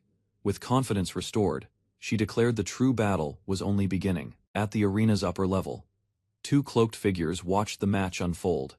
Their interest grew as the momentum shifted. One of them noted the unexpected teamwork on display. The group on the field had clearly caught their attention. Among them, the white-haired girl stood out. Her performance left a strong impression on the mysterious observer. With a calm expression, Krim activated a rare katana technique, stunning the arena. Her blade moved with practiced grace, and the aftermath of the skill lit up the screen behind her. Among the crowd, allies looked on with amazement. Their faces reflected admiration and disbelief as they processed what they had just witnessed. Roars of excitement exploded around her. Even the most hardened players couldn't contain their astonishment, shouting praises with wild enthusiasm. Caught off guard by the overwhelming praise, Krim's confident aura cracked slightly. One friend eagerly pointed out the beauty of the effects like falling cherry blossoms in battle. Another compared her to a lightsaber duelist, impressed by her elegant parry. Conversations shifted away from the battlefield as spectators became enamored by Krim's presence. Despite the katana being visible, its associated skills remained an enigma. Even seasoned players couldn't determine what combination of abilities she truly possessed, fueling curiosity and tension. Recognizing the unknown variables, the tank stepped forward to confront her. Krim, composed and focused, readied herself. A sudden spear thrust came at her with force. Yet she parried cleanly. Her defense extended beyond normal attacks. Battle skills were countered with the same precision. With her melee abilities confirmed, concern shifted to her potential with magic. The enemy launched a flame attack, testing her range defense. Krim's abilities stunned her opponents as she nullified a magical assault with ease. Observers quickly began analyzing her style, noting the repeated sheathing of her katana between techniques. With the next wave imminent, allies prepared for the worst. Krim remained alert, while support players stood ready to heal her at a moment's notice. Dodging blow after blow, she weaved between attacks and retaliated with swift slashes. Despite her agility, the pace began to show strain. Deflecting every strike demanded her full focus, preventing any chance to counter or advance. Their declaration to manage the pressure hinted at coordination beyond individual skill, reinforcing their trust in Krim's defense. Krim's opponent raised his weapon with confidence, preparing for a clash. Observers noticed Krim adjusting her stance, positioning herself at an unusual distance. She activated her ultimate technique, drawing her katana with purpose. The secret sword Kokono would decide everything in the next moment. Hovering above the arena, Krim stood triumphant as her team's victory was announced. From across the battlefield, a knight stared in disbelief. Though the distance between them was wide, she had taken a ready stance, confidently claiming she'd end it in under a minute. The knight's confusion grew as symbols ignited around her silhouette. The name Kokono surfaced in his mind like a warning. Her blade sliced through the space between them, striking with a force that echoed with the word, Rin. He barely had time to react. In a single motion, she had closed the gap, her eyes locked onto his as their weapons clashed in a blur of speed. The knight dug his heels into the ground, determined to withstand the next blow. Dust rose as he braced himself for impact. Despite his efforts, his stance faltered. A sudden force disrupted his balance, and panic flashed across his face. Realization struck he'd been caught in a spirit spell called Balance Break, cast with perfect timing. His footing lost, he became vulnerable. Seizing the opportunity, Krim dashed past him. Her focus shifted to the healer at the rear, eyes locked onto the next target. In a single motion, she slashed forward. Twin images of her attack collided into the stunned healer, tearing through his defense. The healer's body shattered into fragments, his form disintegrating in midair. A single name echoed MASH before silence fell. Cheers erupted as the announcer confirmed his elimination. The coordinated strike by Krim and Frey had removed a key support from the opposing team. One enemy tried to brace for the next blow, though escape was impossible at that distance. He prepared to shield his vital points. Several small projectiles pierced his gear. The effect was immediate. Acid piercer corroded his armor, weakening his defenses drastically. Krim closed in again, blade flashing. She struck vulnerable joints with ruthless precision, leaving the opponent overwhelmed by sheer force. Members of Elmir's team continued to fall one by one. The situation had turned dire at this rate. Even 30 seconds seemed generous. Spectators shouted in disbelief. Krim and Frey's coordination was near flawless, turning the match upside down in moments. In the center of the chaos, Krim stood poised. Her calm contrasted the devastation left in her wake, her presence now overwhelming. Eyes narrowed. She prepared her next technique. A blade drawn slowly, with quiet intent, glinted in the light. Elmir reacted just in time. As Krim unleashed her IA strike, his shield rose, narrowly blocking the deadly flash of steel. Krim unleashed a fierce overhead slash, her blade crashing against Elmir's raised shield. Sparks flew as power rippled through the strike. Though the blow connected cleanly, Elmir remained standing. A glance revealed the truth: it hadn't been fatal, despite landing at his neck. Thanks to the tank skill guts, Elmir had survived with a single point of health. Another ally stepped forward, determined not to let her wipe them all out. Shock filled Elmir's expression. His defenses had nearly failed. He realized just how close he'd come to being taken out instantly. As his foot surged forward, he roared his resolve. This is the end. The clash was far from over. Krim absorbed the incoming blow with a swift block, shards scattering from her guard. Her focus remained unshaken. Elmir reeled in shock. The tank skill air ride had just been activated, but not by a tank. It defied typical use. Earlier, strategy discussions highlighted Krim's attack chain Rin, Pyo, Tu, and Sha. With her current mastery, 4 consecutive strikes were possible. Knowing the cooldown risk, her team prepared for backup. Freya, entrusted with her protection, vowed to hold the line if Krim faltered. With perfect timing, Freya struck. Her arrows flew with purpose, declaring she'd act when it mattered most with full faith in Krim. Elmir defeated. The announcer declared the match over. Krim's team had successfully eliminated all opponents from the battlefield.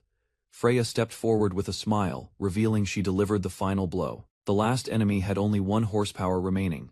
Krim's team stood victorious as the arena erupted in cheers. The match had ended, and the results confirmed their flawless triumph. The highlight reel began, showcasing the most critical moments. On the screen, Krim flawlessly deflected a relentless barrage of attacks. Her precision and speed amazed spectators. From the waiting room, her allies watched with admiration. The crowd praised her grace and strength, while Elmir's effort was also acknowledged. Cheers for Krim continued as the broadcast displayed her dominance. She had earned admiration for both skill and charm later. A bold confession disrupted the moment. A masked player asked both Krim and Freya to date him. Shocked, the girls questioned his sanity. After the match, a commotion broke out as multiple teammates dragged a cloaked man away. He had attempted to date both girls at once, earning sharp scolding from the others. Krim opened her menu to find a flood of friend requests. Shocked by the attention, she couldn't even add more. Everyone had hit their friend limits. Freya quietly took control, deleting the requests one by one. With a sinister smile, she declared herself Krim's manager, denying others any access. Nearby, a warrior expressed regret. He'd hoped to recruit Krim but knew he'd lost his chance. Smiling with renewed determination, he vowed to defeat them in the next guild ranking battle. Krim and her team appeared puzzled by the announcement of a guild ranking battle. One teammate asked if it was different from the open area conquest, revealing their lack of familiarity. To clarify, a veteran explained that the event was seasonal, pitting various guilds against each other in a structured competition to determine standings. Ranking up offered unknown rewards, and while the rules were simple, the stakes felt high. Krim listened intently, eyes fixed on the leaderboard. The event would unfold as a large-scale battle royale, where only one team would remain victorious.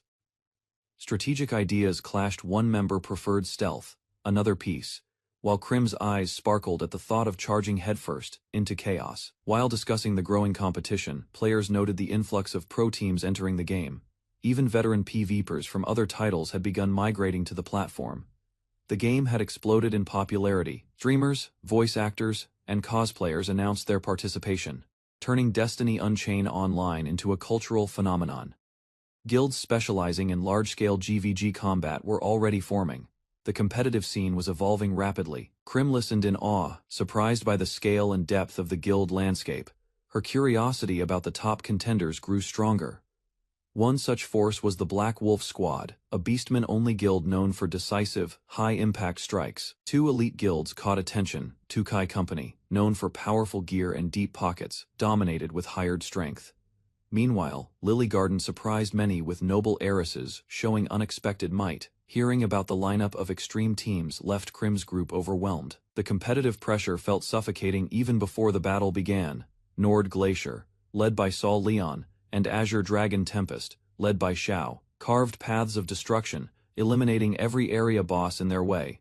They were clear favorites to win.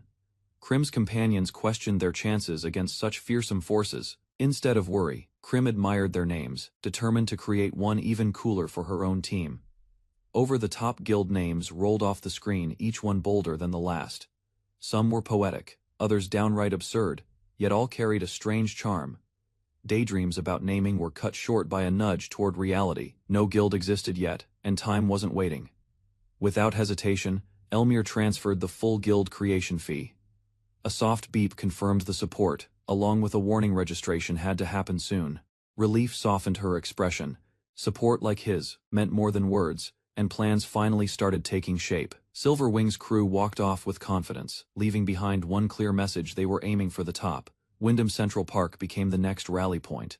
Urgency weighed on the group. They still lacked 2 guild members, and the deadline crept closer.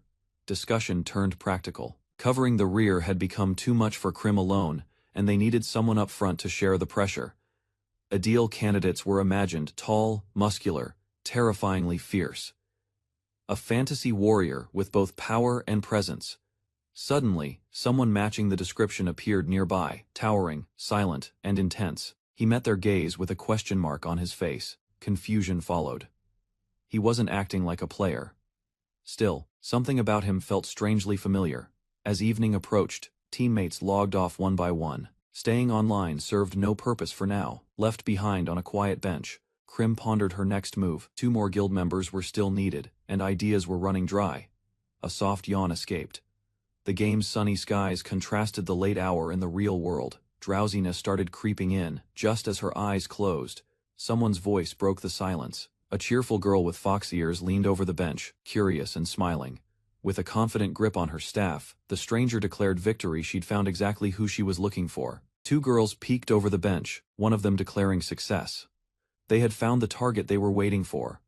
They approached Krim and guided her hands gently, placing them around the handle of a katana. Their actions were deliberate, as if triggering something specific. As they continued their movements, one girl whispered instructions while adjusting Krim's grip. Krim, caught off guard, drifted into unconsciousness. Suddenly, chains sprang out and bound Krim's body tightly. Her eyes snapped open in confusion. Still restrained, Krim questioned what had happened. One girl smirked, identifying herself as an NPC, and finalizing a hidden system update. One of the girls revealed a loophole. Hinagiku could gain katana skills by deleting and recreating her character. Before Krim could process the idea, she panicked, struggling under the sudden pressure of chains, and shouted objections. Overlapping voices argued about character data, skills, and intentions. Amid the chaos, someone pointed out Hinagiku had been caught. A screen from the game's forum confirmed suspicions.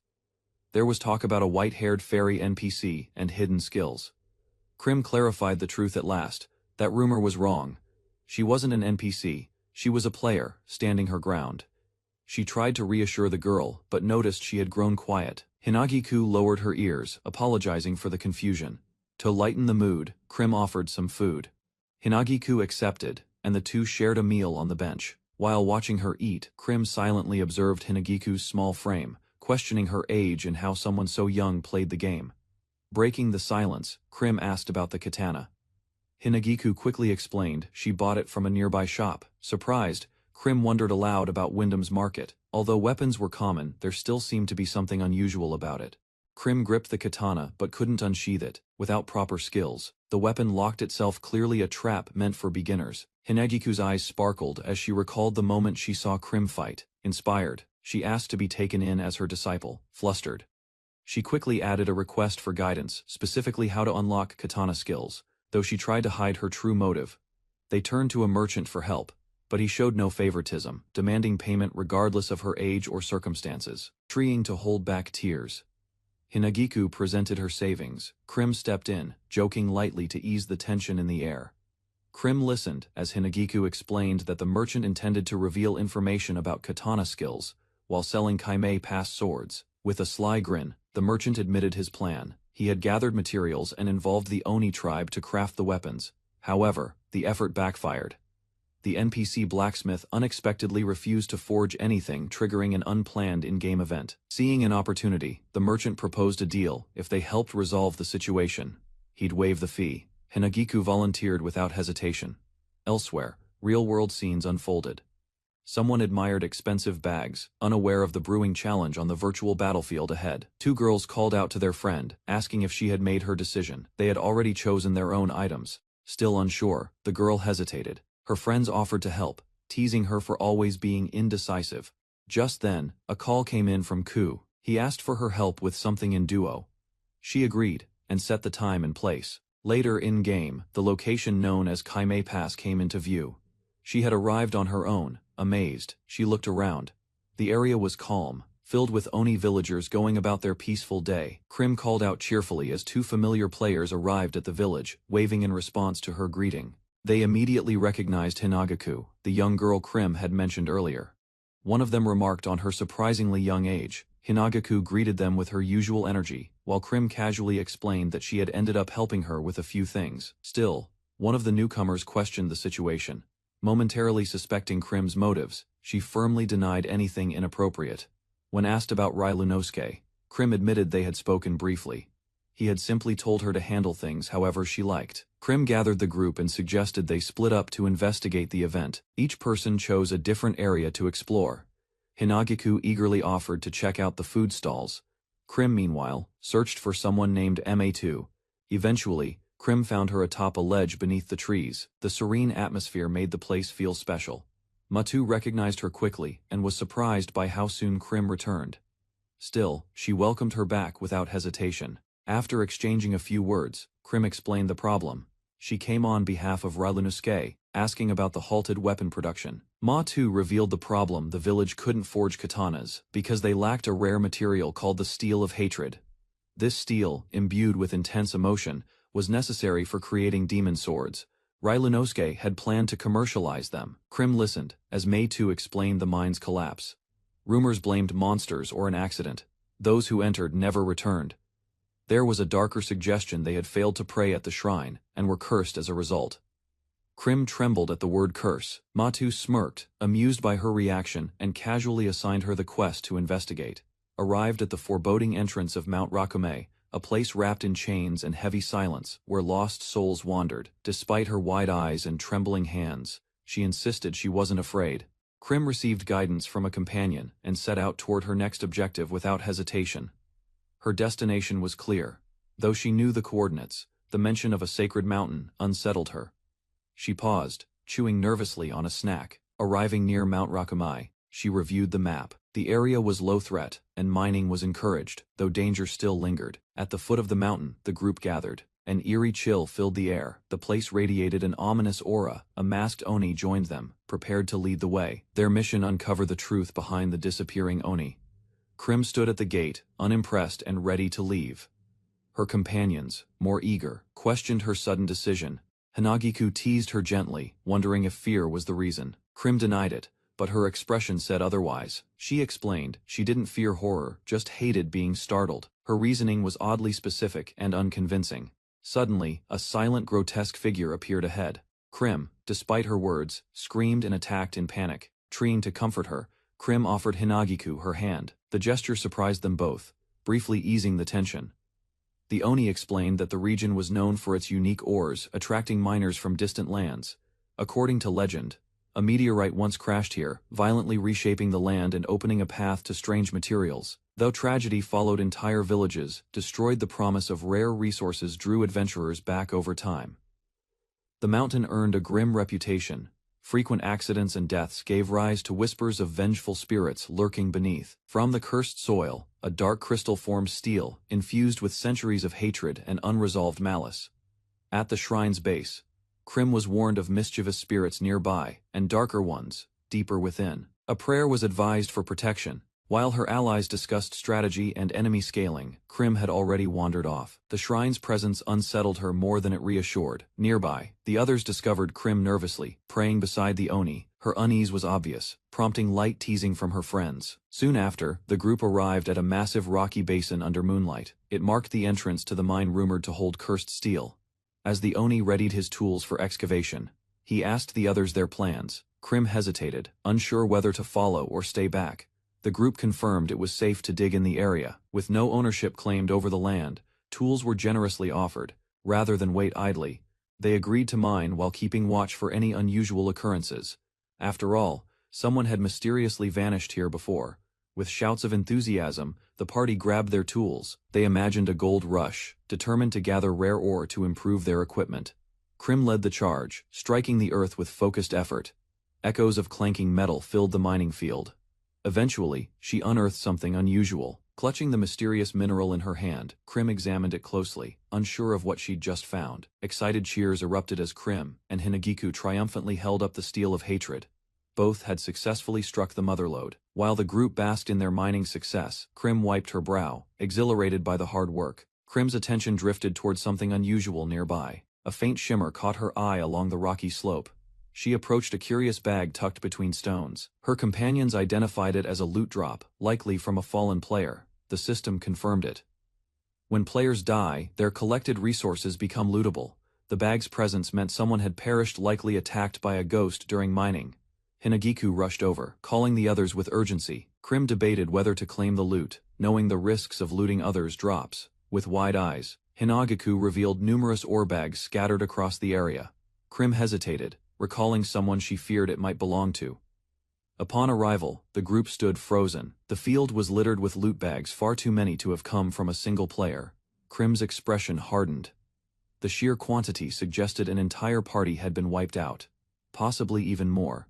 Despite the carnage, no monsters were nearby. The eerie stillness left only one conclusion: something unseen had done this, and it might still be watching. Krim knelt beside a cluster of loot bags, and noticed crossbow bolts stuck in the ground. She questioned whether the game counted vanished players as dead. She studied the bolts more closely, puzzled by their angle. Something didn't feel right about how they were embedded. Looking up, she theorized the projectiles had rained down from the cliffs above. A surprise attack seemed likely. Nearby, her companion examined a few loot bags and made a troubling observation. None contained rare ore, only common materials. Realization struck. The rare resources had been deliberately stolen. Krim gasped, remembering she had left Freya alone in the danger zone. Hidden in the rocks, a cloaked figure readied a crossbow. Unaware, Freya hummed to herself while casually mining nearby. Krim sprinted toward her companion, shouting a warning. Freya, delighted by her mining success, turned with a cheerful smile. Before she could react, a bolt streaked through the air. Krim threw herself in front of Freya, deflecting the shot just in time. A group emerged atop the cliff under the moonlight. Their leader smirked, declaring ore too valuable to ignore, and demanded they surrender everything. The party quickly realized the truth: these were player killers, a coordinated squad of experienced assassins. This was no chance encounter, it was an ambush. Krim assessed the enemy formation. This wasn't just a random group of killers, they moved like a coordinated PK guild. As her group confronted them, the truth came out. The earlier loot field belonged to this very party, stolen from ambushed victims. The enemy leader smirked, unfazed. She claimed player killing was a valid tactic under game rules, a legitimate playstyle, not a crime. One of her allies pointed out that Krim's team had unknowingly brought a rare mob with them, justifying the ambush. Krim realized the mystery of the vanished players. The PK Guild exploited the rare enemy as bait to farm ore and victims. To everyone's shock, the party of player killers turned out to be the exact target listed in the subjugation quest Krim's group had accepted. Krim processed the situation. In many games, attacking NPCs triggered quests, but this group had somehow manipulated the system to become quest targets themselves. Rather than deny it, the PK Guild embraced their villainy. To them, being hunted only made the game more satisfying. Their leader explained the twisted brilliance behind their plan by being marked for subjugation. While waiting between ambushes, they relaxed and laughed. For them, this wasn't just a strategy, it was farming efficiency, weaponized through deception and bloodshed. Krim analyzed the situation and remained calm. Since the threat wasn't supernatural, she felt confident. Her group understood their enemies were skilled in PvP combat. With a fierce glare, Krim issued a bold challenge, provoking the PK leader's rage. Under the full moon, a group of cloaked hunters emerges from the shadows. Their leader, with a confident smile, declares the beginning of the hunt. Sensing the incoming threat, Krim and her companions prepare themselves. One of them urges the others to fall back, bracing for impact. As Krim locks eyes with the enemy, a strange sensation creeps over her. Confused by the cryptic attention, she tries to make sense of the unexpected words. Suddenly, chaos erupts. A fierce warrior crashes through their defenses, catching them off guard with a surprise ambush. Reacting swiftly, Krim leaps forward. Her fierce glare meets the attacker's, cutting through his mockery. The attacker's weapon slices through the air and lands a solid blow. Caught off guard, Hinagiku staggers backward from the force. Crashing to the ground, she scrambles to recover. The enemy mocks her fall while another teammate rushes to her side. Krim's sharp gaze surveys the battlefield. Realization dawns: this wasn't a random skirmish, but a coordinated trap from the start. Despite the pain, Hinagiku reassures the others she's unharmed. Her spirit remains steady, though the attack clearly rattled her. The grinning enemy retreats with feigned politeness, his tone laced with mockery. Krim watches, her grip tightening. Enemy retreats, heading straight for his allies. Krim's party quickly realizes he's not running, he's regrouping for a larger strike. Krim warns the team to stay alert. She senses more enemies may be hiding nearby, waiting to pounce again. From the shadows, a figure with a twisted smile emerges, conjuring a magic circle. Her taunt signals something far worse is coming. Without warning, hordes of high-level monsters flood the battlefield. The group finds themselves completely surrounded by summoned beasts. Amid laughter and mockery, the ambushers gloat. They never intended a fair fight, only total domination. With confident grins, two enemies step forward, ready to take over the next phase. They promise to handle things with enthusiasm. One of them preps a mechanical crossbow, loading it swiftly. He apologizes mockingly for what's coming next, an escalation in pace. A barrage of bolts rains down from the cliffs. Amid the chaos, one strike lands true, forcing the group into retreat. Krim shouts a desperate call for healing. She spots 3 crossbowmen above and realizes they're pinned and exposed. Freya responds at once, casting healing magic, despite the pressure. She stays focused, moving to aid the next wounded ally. A hulking enemy crashes through the wall, targeting Freya. His eyes lock onto the healer. Knowing her support is critical, without hesitation, he lunges forward, axe raised high. Freya reels back, startled by the sudden charge. Just in time, an ally intercepts the strike. Weapons clash violently as the battle intensifies around them. Krim rushes to protect the team, declaring no one can be lost. She confronts the enemy head-on, eyes burning with resolve. Meanwhile, Hinagiku struggles under pressure. Despite magical support, the front line is collapsing fast. With the front lines in disarray, one member volunteers to eliminate the crossbowmen, causing chaos from above. Just as they prepare to move, enemies close in. A thunder spell is cast to suppress the monsters circling them. Despite the effort, precise cover fire from the cliff disrupts the team's movements. An arrow lands, forcing them to react defensively. Their enemy coordination proves far better than expected. Confidence begins to waver under the relentless pressure. Meanwhile, the Oni remains untouched. As an NPC, the monsters ignore him, an unexpected advantage the team might be able to use. The halberd-wielding figure continues fighting undisturbed. Shock spreads as it is noticed. No monster is targeting him at all. A teammate speculates, could he be flagged as an NPC? Or is there a secret method to avoid monster aggression? But the theory crumbles. The man dodges a blast with precision. He is indeed a target, just highly aware and agile. Still, suspicion lingers. Is there some condition at play that sets him apart from the others? Suddenly, strange nails appear on a teammate. Even healing magic fails. A new and unknown status ailment has begun. Freya panics as the mysterious effect worsens. The strange nail embedded in her body grows more threatening with each passing. Second, Krim realizes the danger. A delayed skill could cause fatal damage if not cancelled quickly. Still, the enemy begins to flee. With no time to chase, Krim turns her focus to pushing forward. She rushes toward Freya's side through the enemy ranks. A ruthless group of players initiates a planned PK raid, aiming to slaughter others for rare item drops. Their leader coldly declares the outcome inevitable. The attackers strategically encircle their targets within a mountainous region, using cliffs and hordes of monsters to block all escape routes. From above, they observe as their prey is overwhelmed. Surrounded by steep cliffs and monsters, the trapped group faces impossible odds. Amid the chaos, Krim's team struggles. Freya is under attack, but the enemy swarm makes it impossible to identify the assailant. With a calm smile, Krim strikes decisively. Her spell lands true. As she confronts the enemy, she declares the battle over. As Hinagiku panics, the team realizes their master is too far to assist. They've only lasted this long due to Freya's recovery magic. A grim thought forms: if Freya collapses, the entire group's health will be drained until they fall one by one. Scanning the battlefield, a strange entity is spotted. Unlike the others, it isn't moving. Its eyes remain fixed on Freya, though motionless. It might be the true attacker, its gaze alone halting her recovery. With enemies crowding the path, desperation sets in. One final aqua shot is unleashed, but hope begins to fade.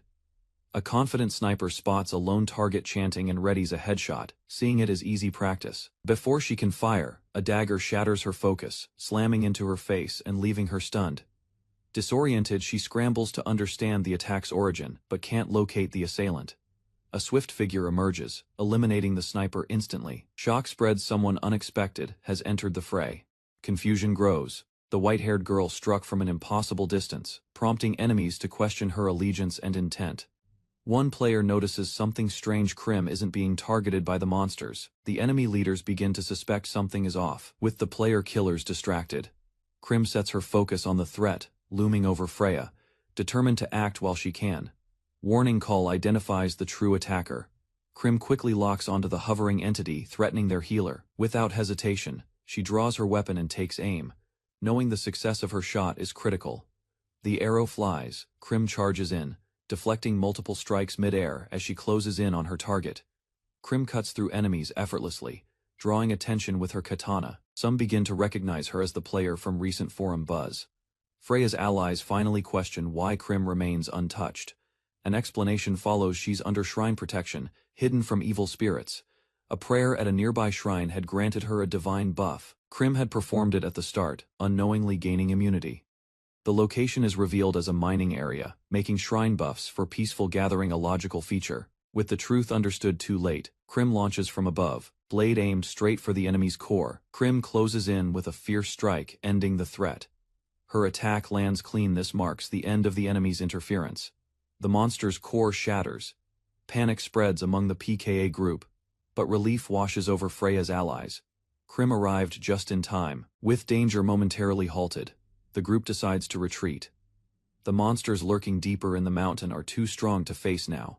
Enemies rush to intercept their escape, frustrated by the delay caused by Krim's intervention. Despite concerns about leaving her behind, her teammates trust Krim's speed and strength. She can handle herself without issue. Krim halts, sword drawn, instructing Freya to lead the others away. Her stance signals intent to hold the line alone. The enemy commander issues a command. Dozens of enemies descend, surrounding Krim. A final confrontation begins under her unwavering gaze. Krim stood alone in the battlefield, her presence mocked by enemies, who saw only a beginner in default gear. Unfazed by their condescension, Krim refused to back down. She rejected a false offer of forgiveness, her expression hardened by resolve. The enemy slowly drew their weapon, accepting the challenge. Though they pretended indifference, a hidden eagerness for battle flickered in their posture. In a sudden clash, blades collided. Krim met the enemy head-on, neither flinching nor falling.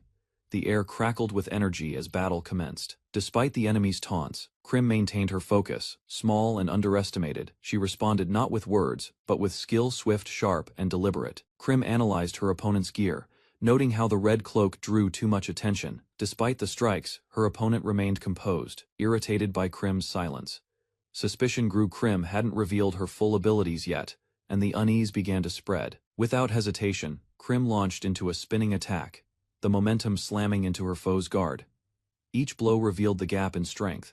Her opponent struggled to grasp how much Krim had invested in raw power, disbelief flashing across her face. Krim moved with brutal rhythm, chaining strikes in rapid succession.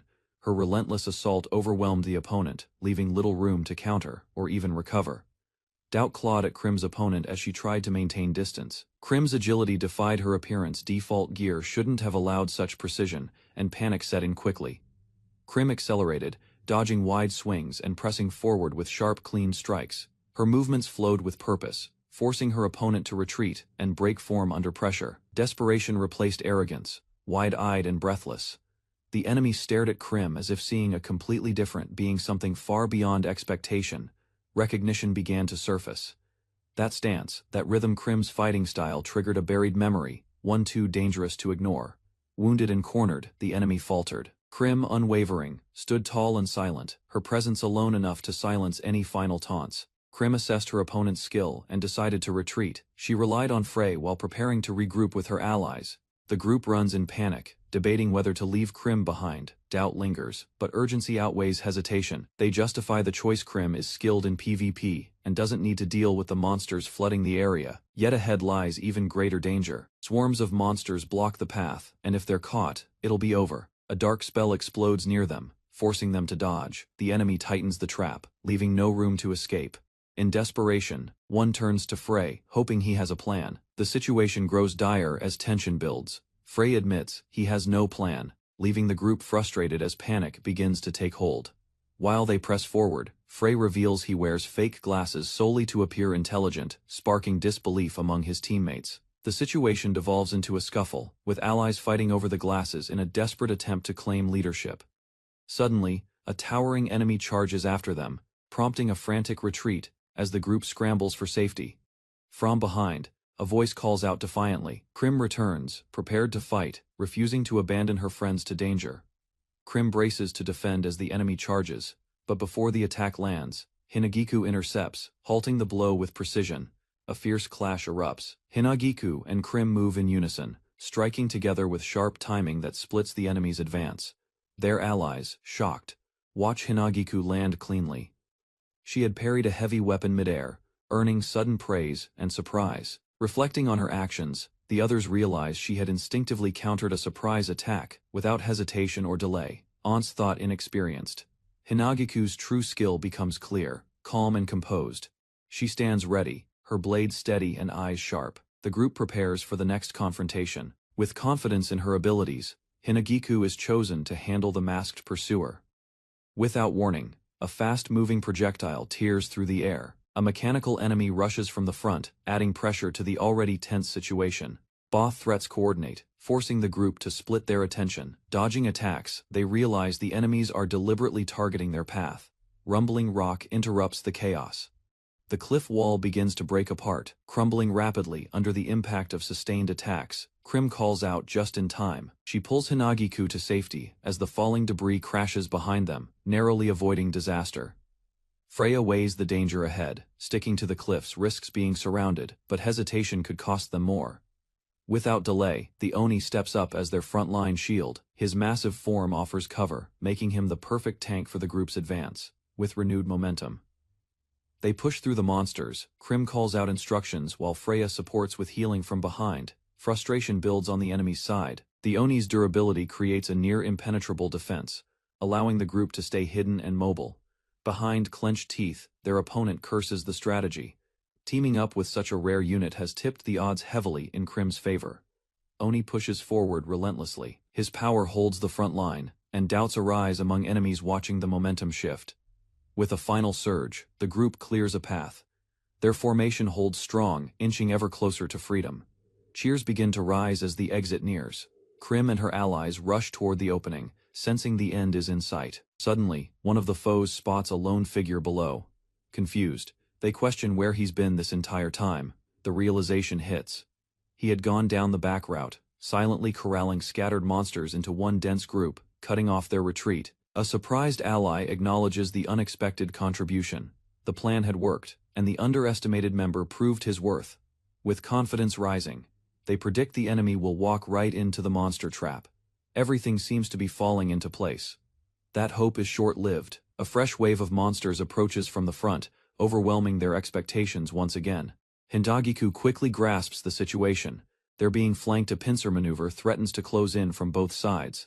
Krim steps forward with resolve, ready to lure enemies with her taunt skill. She offers herself up to protect the group, believing she's the weakest. Free lights up with sudden clarity, finally presenting a plan that might turn the tide.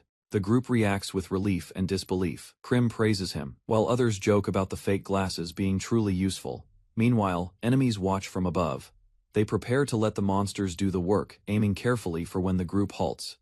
As night falls, Frey rallies the team with confidence. He begins explaining a new coordinated strategy under the moonlit sky. Smiling, Krim announces the operation will start with Freya. The group braces for a counterattack, this time on their terms. Frey assigns the bait role to Krim, leaving her stunned. Despite doubts, she's expected to draw the monsters alone. Krim stepped forward, her feet kicking up dust as she readied herself for a real tanking role in the party. Though nerves crept in, she pressed on with determination, trusting in her preparation. She recalled past failures, but now understood the mechanics and team plan more clearly. Despite outward confidence, panic flashed across her face. She forced a brave expression, trying to reassure the team that she could handle the threat bearing down on them. Signal was given, and the operation began. The party split into two groups, charging toward their targets with precision. The rogues questioned which formation was a diversion, unsure if Krim's chaotic display was genuine or a masterful decoy tactic. A scattered formation of players spread across the field, each group unsure of the enemy's next move. From a higher vantage, commands were issued. The strategy was clear: eliminate the group that first drew the monster's aggression. Magic flared as coordination began. A pack of beasts charged from the front. The players steadied themselves, bracing for impact as distance rapidly closed. Freya's squad moved in parallel. Though their exact position was uncertain, nearby allies kept an eye on their location, preparing to support as needed. Maintaining spacing was critical. One player adjusted her path, aware she couldn't remain too close to Frey, or risk disrupting the formation's balance. As the enemy forces rapidly approached, Krim positioned herself at a safe distance. She stayed alert, waiting for Frey's signal to act. Frey analyzed the battlefield, observing how the monsters would react.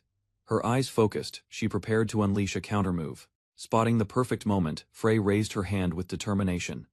The signal was given, prompting immediate action. Charged forward, backed by Hinagiku, who guarded her flanks. Together, they moved in sync to break through enemy lines, activated her tank skill, Surging with power, she drew enemy aggression toward herself, establishing control over the battlefield. Krim's taunt took effect instantly, luring the attention of nearby monsters. A glowing barrier signaled their shifting focus as the trap unfolded. Frey and her allies noticed the sudden movement. Realizing Krim had drawn them all in, they prepared to act on the diversion. From their vantage point, the others launched their assault. Oni charged forward, while another player flanked from behind, seizing the distraction window. Doubt lingered as their spellcaster admitted the risk. Even so, the plan pushed forward. Driven by urgency rather than certainty, a powerful combo erupted. Wind magic and martial skill collided, striking the enemy with force. The creatures faltered, confused by the retaliation. A sudden eruption split the ground beneath their feet. Rock and soil blasted upward as the terrain violently collapsed. Caught in the shockwave, several fighters lost their footing.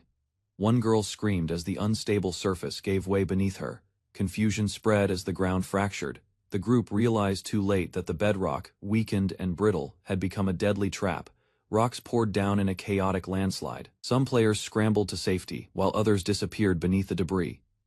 In the aftermath, survivors assessed the toll. Though many monsters were lost, uncertainty remained about their team's condition in the rubble. Frey looked on in disbelief. The opposing side had stooped to using their own allies as bait without hesitation or remorse. Confident in their assumptions, the enemy believed Krim and her companion had been eliminated in the collapse. To their surprise, both girls reappeared unharmed. Krim grinned, having escaped with the help of air ride, a skill used at the last moment. Realization struck hard. The enemy had underestimated them. What seemed like a fatal mistake had been a calculated escape plan. Now aware of the tactic, the enemy leader noted the maneuver's timing. Their retreat had been precisely at air ride's maximum range. Krim and her allies emerged from the dust cloud, landing safely. Their escape was swift like a theme park ride in motion.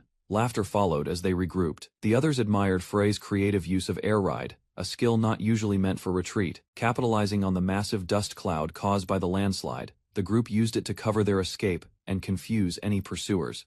Scanned the distant movement, sensing danger. Her instincts screamed a warning as she activated her interface with urgency. Recognition dawned. A familiar presence triggered memories, an opponent whose battle instincts rivaled her own. Krim stood under the moonlight, eyes locked ahead. A memory resurfaced. Her opponent wasn't new. They had fought before. Krim and her allies disappeared into the dense dust cloud, slipping out of sight as monsters and pursuers lost track of their movement. Panic spread among the pursuers. Krim's descent triggered confusion, and some argued over splitting up or regrouping. Amid the uncertainty, a knight calmly observed through enhanced vision. Despite the chaos, he could still track Krim's position with precision. Krim stood still, recalling her past encounters. The opponent's style felt familiar, like a memory from another game she once played. Facing a knight in red, Krim sensed a flicker of recognition, though she couldn't recall the details. The presence felt the same. The enemy panicked, trying to flee despite a severe injury. Krim advanced without hesitation, her presence closing the distance. Under the moonlight, Krim paused. She declared her intent to end the encounter swiftly, claiming no interest in cruelty. Wounded and trembling, the opponent threw away all pride and begged for mercy. The fight had clearly reached its conclusion. Krim listened, unimpressed. A player killer groveling for their life wasn't a common sight, and she found it oddly pathetic. Switching topics, Krim questioned the thief about stolen goods. Her smirk hinted she already knew the answer before it was spoken. What started as nervous laughter quickly turned to genuine amusement. Krim and her opponent shared a brief moment of levity, despite the tension. Without warning, Krim raised her blade again. Her tone shifted, cold and decisive, as she declared her intention to finish the job. Caught off guard, the wounded girl panicked. She scrambled for options, but could barely react in time to the sudden threat. A returning ally interrupted the scene. The injured girl tried to negotiate, offering a share of stolen goods in a desperate attempt to sway favor. Krim's suspicions deepened. She questioned the thief's authority over her team's resources, watching her confidence falter under the weight of her own lie. She teased her wounded opponent after exposing a lie, demanding to know why she wasn't offered everything. Her grin turned sharper with each word. Frustration boiled over as the enemy snapped. Channeling her anger into a desperate strike, she unleashed a battle art, more to buy time than to win. The technique wasn't meant to hit. It triggered a thick smokescreen, obscuring the area and cutting off visibility. Seizing the moment, the girl followed with a second attack. Blades of energy burst from the fog in a sudden barrage. Krim responded quickly, blocking the assault and pressing forward, Her opponent barely deflected in time, clearly overwhelmed, her blade cleaving down with force. The opponent barely raised her weapon in time, eyes wide with panic. Retreat seemed within reach as the injured girl scrambled toward an escape route, ignoring Krim's warnings. Hope flickered in her desperation. Out of nowhere, a familiar ally reappeared, charging into the fray. Krim's attention shifted, sensing a sudden change in momentum. The girl smirked triumphantly, thinking she had baited Krim into a fatal mistake. Her trap, however, came too late. Chaos erupted as both attackers collided. Krim struck decisively, turning their 2-against-1 plan into a brutal failure. Krim intercepted the enemy's strike with a well-placed kick, halting his battle art before it could activate. His confidence crumbled instantly. Without hesitation, she followed up with a decisive blow, knocking him back. Her taunt echoed timing mattered more than strength. Thou wounded, he wasn't finished. Krim's strike hadn't been deep enough. He grabbed her arm in desperation, trying to pull her down with him. Unfazed by the counter, Krim steadied herself. Her grip tightened as she pressed forward without hesitation. Something shifted, her eyes narrowed. Whatever was connecting them system, link. Krim knew she had to cut it now. Just as Krim moved to strike, a hidden party member revealed herself, her blade already plunged deep into the enemy's back.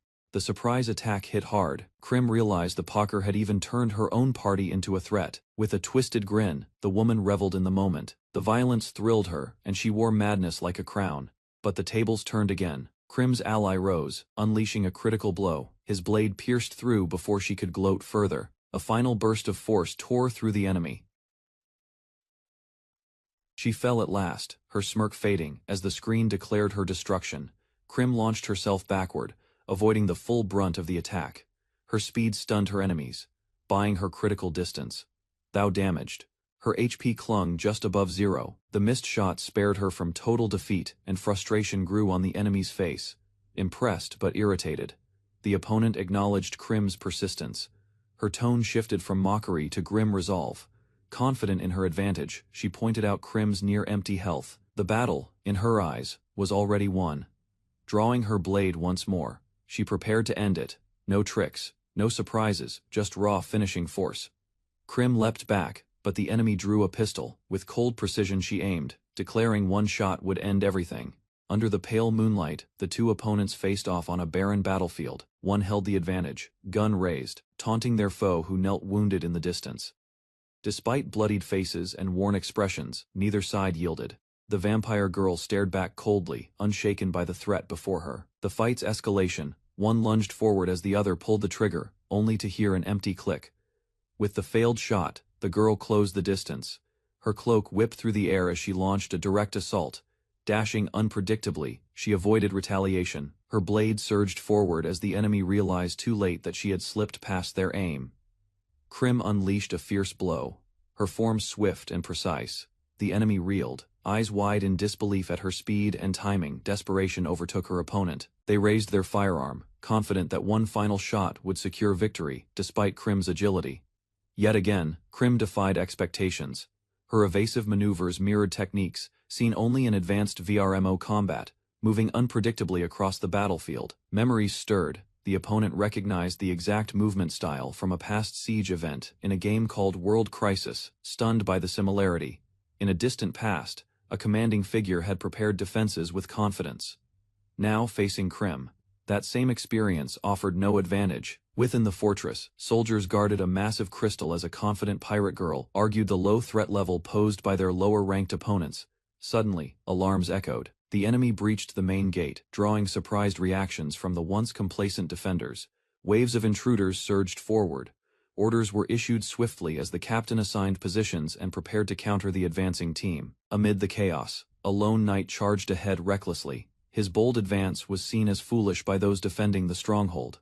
Without hesitation, the captain fired a clean shot. She mocked the knight's predictability as the bullet tore toward its mark. A bullet zipped past, yet the armored figure dodged cleanly. Spectators were stunned. Was he truly reacting mid-shot in a VR game? Onlookers from the battlefield recognized the maneuver. Among them, a rival acknowledged the uncanny reflexes of the warrior they called the headhunter. Rumors circled as some questioned his legitimacy. Yet veterans knew the truth. This was Krim, infamous for precision and evasion under fire. A tactician nearby explained the secret by provoking attacks, Krim could read intentions and respond before the bullet even fired. Through sniper scopes, it became clear. Predictable paths were easy targets. Krim, however, never moved the same way twice. The headhunter dashed forward with sharp, unpredictable steps. Observers noticed a pattern hidden within the chaos, subtle but deliberate. For a brief moment, Krim inserted a readable motion. It was a feint, just enough to bait a trigger-happy foe into taking the shot. Timing became his weapon. Anticipating the exact moment a shot would fire, Krim remained a step ahead of his attackers. He studied micro-movements, twitches in fingers, shifts in aim, and slight eye focus to dodge bullets with near-inhuman reflexes. Without conventional controllers, VR systems translated real hand motions, letting Krim use natural resistance and instinct to execute perfect evasion. Fingers tightened on triggers, the two marksmen aligned their shots. Each knew that success relied on deliberate and precise execution. Once a decision was made, hesitation became impossible. The act of firing could no longer be reversed, not even in VR. Even when the target vanished from view in an instant, the bullet would still be released, guided by reflex more than thought. Krim closed in, deflecting an incoming blade with a sharp burst of force. Her movement shattered the opponent's rhythm completely. As the fragments scattered, realization struck the enemy, memories returned, recognition flickered in their eyes. Krim was someone from the past. Krim stood tall, her cloak fluttering in the wind as an enemy shouted her feared title, the head-hunting Red Knight. She corrected them casually, insisting on the proper title, the Crimson Knight. Her expression, however, betrayed her attachment to the name. Her opponent panicked, recognizing her identity. Thoughts spiraled. If her true gender or real-world identity got exposed, trouble would follow. Rumors swirled among players. With crossplay being rare in VR, suspicion and curiosity stirred, adding tension to Krim's already complex situation. She smiled awkwardly, offering a compromise. If her identity remained secret, she'd show mercy. Beneath the humor, her request was sincere. Still holding her weapon, Krim declared she had no intention of letting her opponent walk free. Her tone was final. The defeated fighter tried to pivot the conversation, nervously joking about their allies' strength and the threat of being left behind. They offered to help, trying to justify escape, but Krim remained focused, unmoved by the flattery or concern. Standing under the moonlight, she corrected him. Krim wasn't just a carry, and her team wasn't weak. They were more than underestimated players. With a faint smile, she extended a suggestion. Perhaps they could spend just a bit more time together after all. Krim approached as her opponent panicked, calling out for help that never came. The distance between them closed steadily. A dark shape crept across the ground. Before the downed fighter could react, the shadow beneath them twisted and locked them in place. Unable to move, they realized too late they'd been caught by a spell. Krim calmly confirmed its shadow bind, cast from her own silhouette. Suddenly, another figure appeared beneath the moon. A hooded swordsman stood atop the cliff, watching with eerie silence. Krim's eyes narrowed, tension rose. She demanded answers. Was this figure backup, or a new threat altogether? A fiery figure landed atop the cliff, its radiant wings casting sharp shadows across the barren landscape beneath the glowing moon. Krim stepped back, unsettled by the surge of energy. She couldn't tell if the presence was spectral or another powerful player entering the field. Recognition hit her as the figure approached. This was no ordinary opponent. Her eyes locked onto him, her expression tensing. Known across the servers as the strongest in the meta, the Guildmaster of Nord Glacier had unexpectedly appeared before her. Sensing a chance, Krim plotted quickly. If she could provoke a clash with the headhunter, victory was assured. Krim clenched her jaw, unwilling to admit it, but the headhunter's strength was undeniable. Yet, her experience told her something greater loomed. She remembered the clash vividly. The cloaked man's precision and force operated on a level the headhunter could never match. Determined, she accepted the cost, even if death awaited her. She was resolved to drag her opponent down with her. Turning toward the cliff, Krim raised her voice, provoking the figure above to descend and join the fray. Watching the man take flight, the enemy realized too late, Krim wasn't alone, and reinforcements had already arrived. From above, the cloaked man descended with alarming speed. Krim braced herself, sword ready, heart pounding. His landing shattered the ground between them, sending a shockwave through the battlefield. Krim's eyes widened in disbelief at the sheer force. Chunks of earth gave way beneath the enemy, catching her off guard as the terrain collapsed into chaos. As dust cleared, Krim spotted a tunnel below. It wasn't just destruction, an underground path had been exposed. Puzzled, she questioned whether the impact was intentional. The man's weight alone had revealed an escape route beneath their feet. Krim assessed the crater below. her health nearly depleted. A direct confrontation now could end her immediately. She weighed her options, eyeing the lingering dust. If timed right, she might use the cloud as cover to slip inside. A surge of urgency overtook her. There was no time to hesitate. The situation demanded speed over caution. Landing softly in the tunnel, she advanced while remaining alert. Traps or ambushes could lurk in the shadows. When a stranger addressed her, Krim stayed guarded. She didn't trust him, especially not while wounded and surrounded by uncertainty. Within the tunnel, laughter echoed, as the cloaked man expressed relief, surprised to have survived. Krim watched cautiously from behind.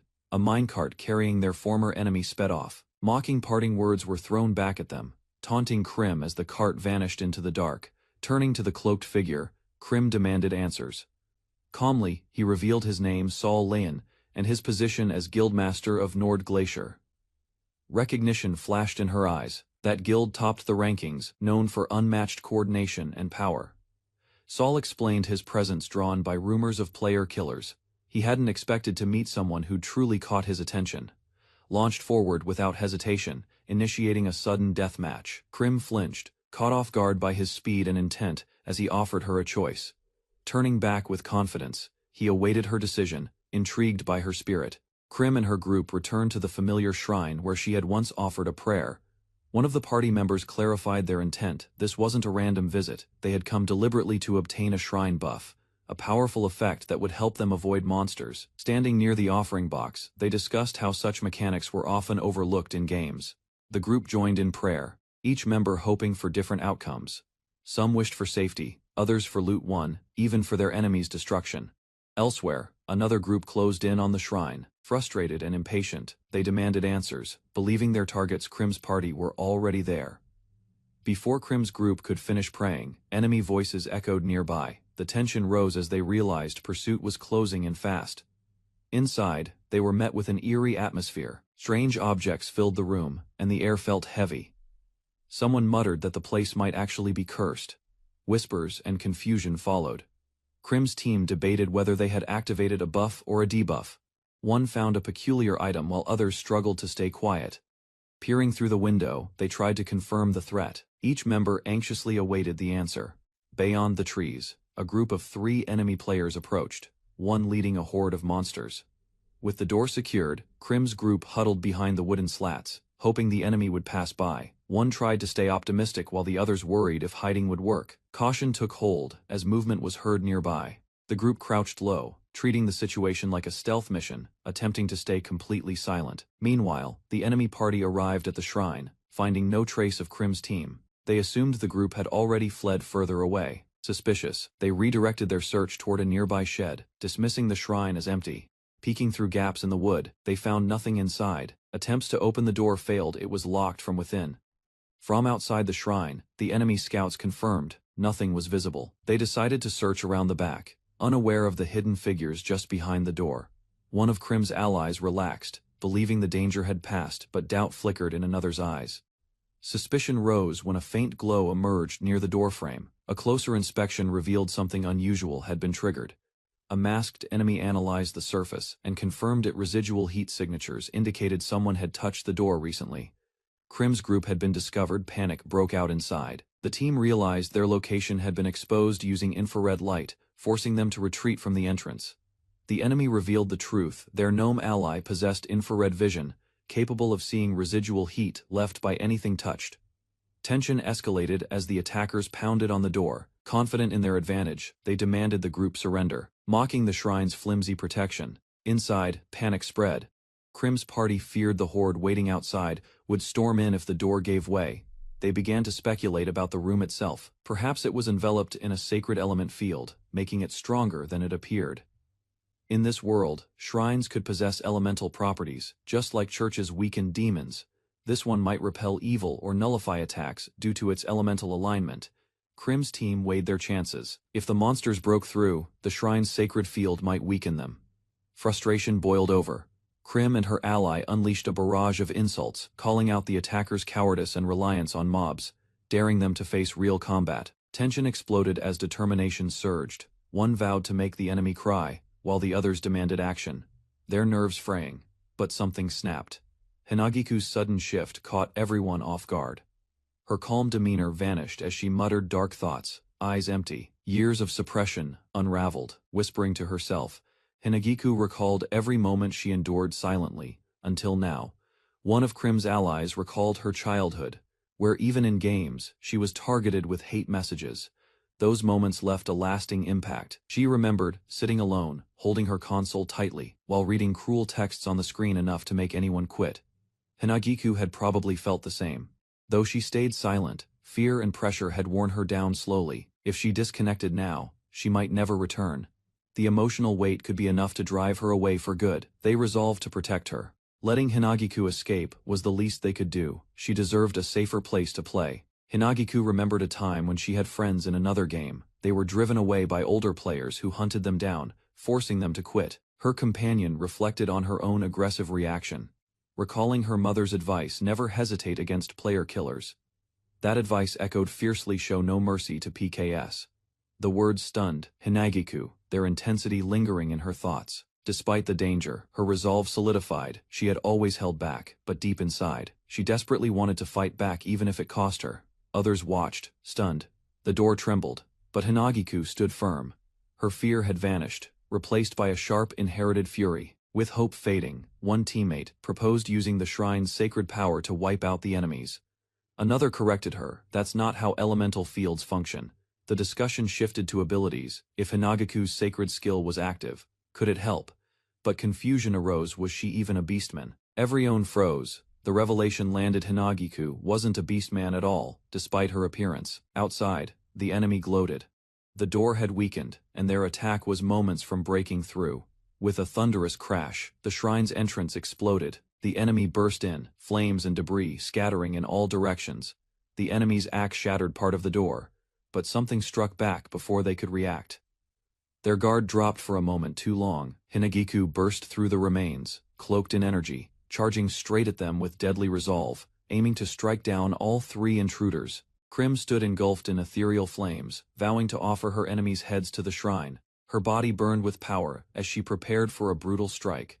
Elsewhere, enemy scouts noticed the strange flames and recognized the rest of her team hadn't left yet. The flames weren't visual effects. Krim was literally on fire. Her body endured recoil damage, but the burning state seemed to be granting her immense strength. Confused, her foes debated whether Krim was bait or had simply charged ahead recklessly. Warnings were shouted, but miscommunication spread. Krim's intent remained clear: destroy them all.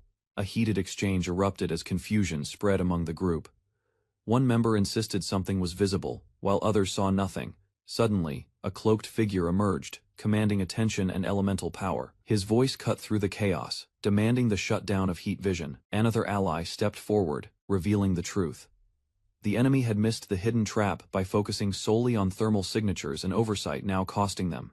An eruption followed. The ambushed opponent realized too late that his own tactics had been turned against him. Observing the chaos, Krim struggled to strategize. Pressure mounted, but she forced herself to stay grounded. Despite the earlier chaos, one enemy refocused with determination, insisting Krim must be eliminated through coordinated, targeted strikes. His attempt ended abruptly.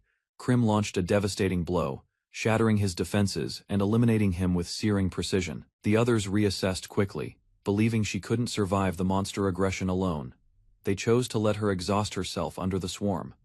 Meanwhile, attention turned to a new threat, an Oni warrior, wielding a different weapon. His sudden presence shifted priorities. Sensing an opening, the player killers began to retreat. Krim immediately gave chase, unwilling to let them escape unpunished. Krim stood before a horde, eyes locked on the tightly grouped monsters closing in under moonlight. The battlefield had shifted in her favor. Allies quickly broke down the enemy's plan. The Oni had baited the killers, Hinagiku had drawn the mobs, and now they were controlling the chaos.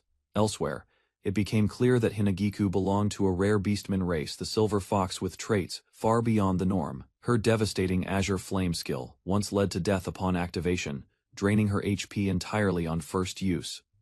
Now, with it active again, she endured continuous recoil damage, trading life for unmatched power. With sacred and flame elements now fused into her form, Hinagiku's strikes gained additional buffs, especially effective against demons. Surging with energy, she tore through the battlefield. Her aura blazed wildly, leaving enemies unable to mount a proper defense. Unleashing her finisher, she soared above the chaos and executed the Divine Inferno Vortex Slash, annihilating her foes in a sweeping blast. Victory came swiftly. The group celebrated as the final blow fell, eager to claim their spoils from the defeated killers. Later, teammates reflected on Hinagiku's strength. Her power came with risk. Few could survive wielding it without constant support.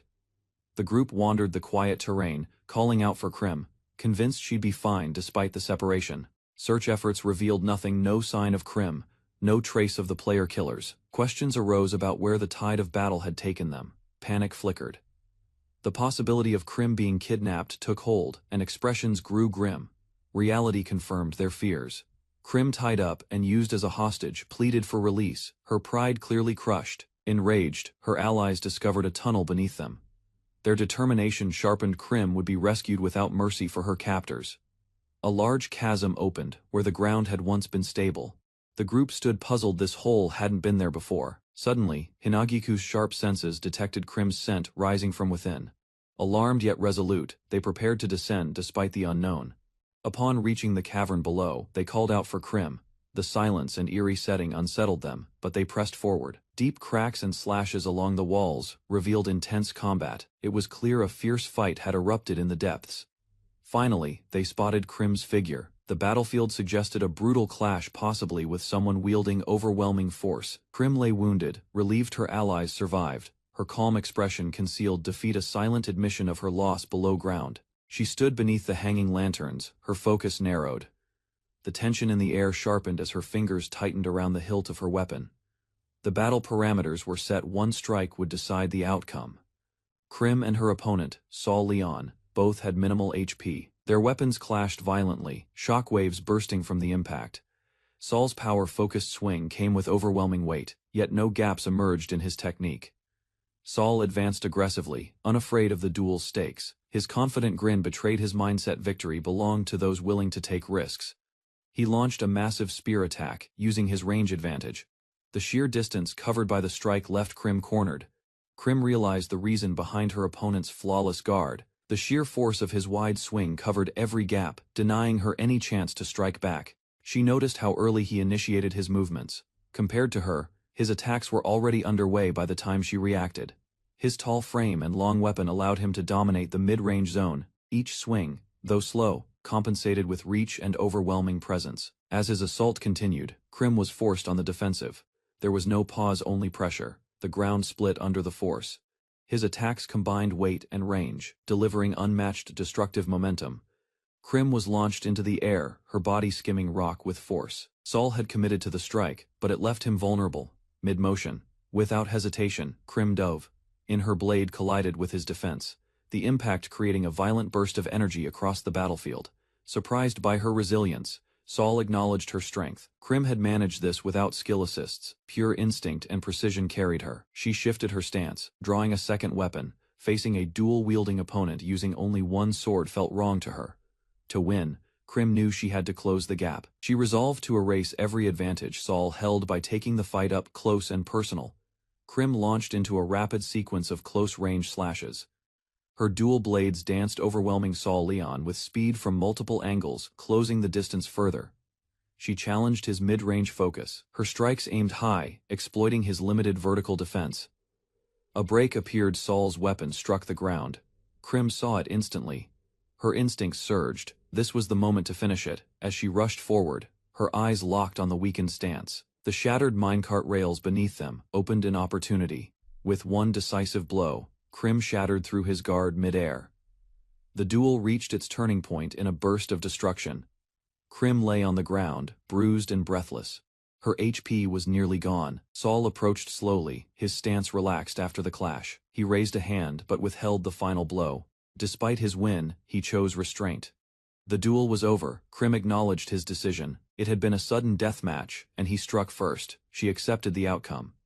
They both admitted holding back. Neither had revealed their true strength, nor used their best gear or trump cards. As she turned to leave, Krim promised herself next time she wouldn't lose. With the duel concluded, Krim vowed to become even stronger. Her eyes held firm resolve, challenging Saul to do the same before their next meeting. As he disappeared into the cave's darkness, they both agreed to clash again next time at full strength, under ideal conditions. Krim stood alone in the aftermath, declaring he should use everything he had when that moment arrived. Elsewhere, Saul reunited with his guild. His rare defeat surprised his companions, but he accepted it with a calm smile. Later, Krim turned to her teammate, quietly asking how their mission had gone. The next phase was already beginning. The group exchanged casual words after battle. Though there was little loot, the relief of surviving was enough. Tension eased as laughter returned. Suddenly, all eyes turned toward a strange presence. Krim froze, sensing something unexpected behind her. She looked down in disbelief, realization dawning too late. Something had gone wrong beneath their notice.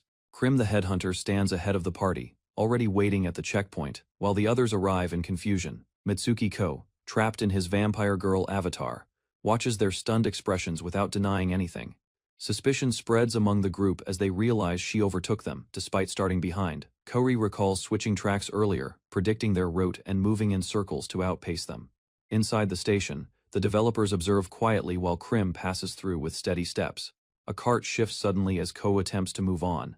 Another teammate blocks the path, preventing escape. Breathing hard, Ko admits defeat yet refuses to yield completely, determined to end the bout properly. Gripping the opposing leader, Krim reminds her of the insults directed at Frey and the others, refusing to let the matter fade without consequence. Lowering her head, the woman admits she crossed the line and acknowledges the strength of Krim's party, easing the tension only slightly.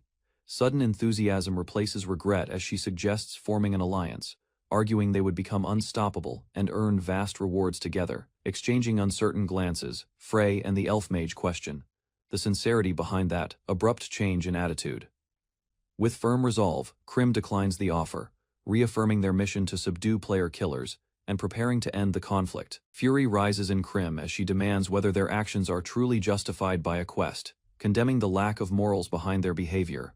Attempting to defend themselves, the opposing group argues that monster PK is allowed within most VRMOs, and technically no one died. Doubt flickers across Krim's face. Nervous laughter follows, as they question whether she intends to report them, suggesting the conflict could simply be treated as a scrimmage instead. Before hesitation can settle, a sudden strike crashes toward Krim, shattering the wooden barrier and forcing her to react instantly.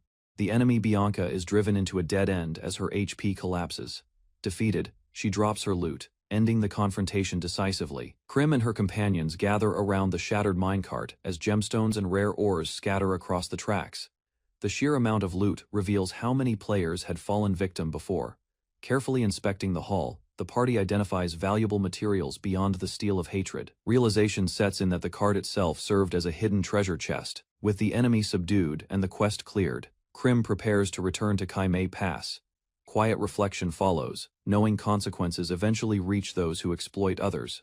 At the tribal residence, the Oni leader reflects on how her warriors were defeated and concludes that their training remains insufficient against organized threats. Within the hall, discussion turns toward Mount Rakamai and the presence of player killers, acknowledging that only the strongest fighters can travel safely there. Soon after, Krim's party receives an investigation quest from Metu of the Oni tribe, rewarding them for uncovering the cause behind the recent disappearances. Impressed by their efforts, the leader offers lodging, facilities, and future discounts, while inviting them to consider staying in the settlement. Later that night, Krim rests beside a small fire, quietly resolving to grow stronger before their next challenge. Memories of the recent battle linger as flames crackle and embers rise into the night. Sitting alone before the fire, she reflects on the gap between her current power and the challenges ahead. Snow drifts quietly across the empty arena. Footsteps approach as Frey finds her and offers silent companionship. His presence breaks the isolation without disturbing her thoughts.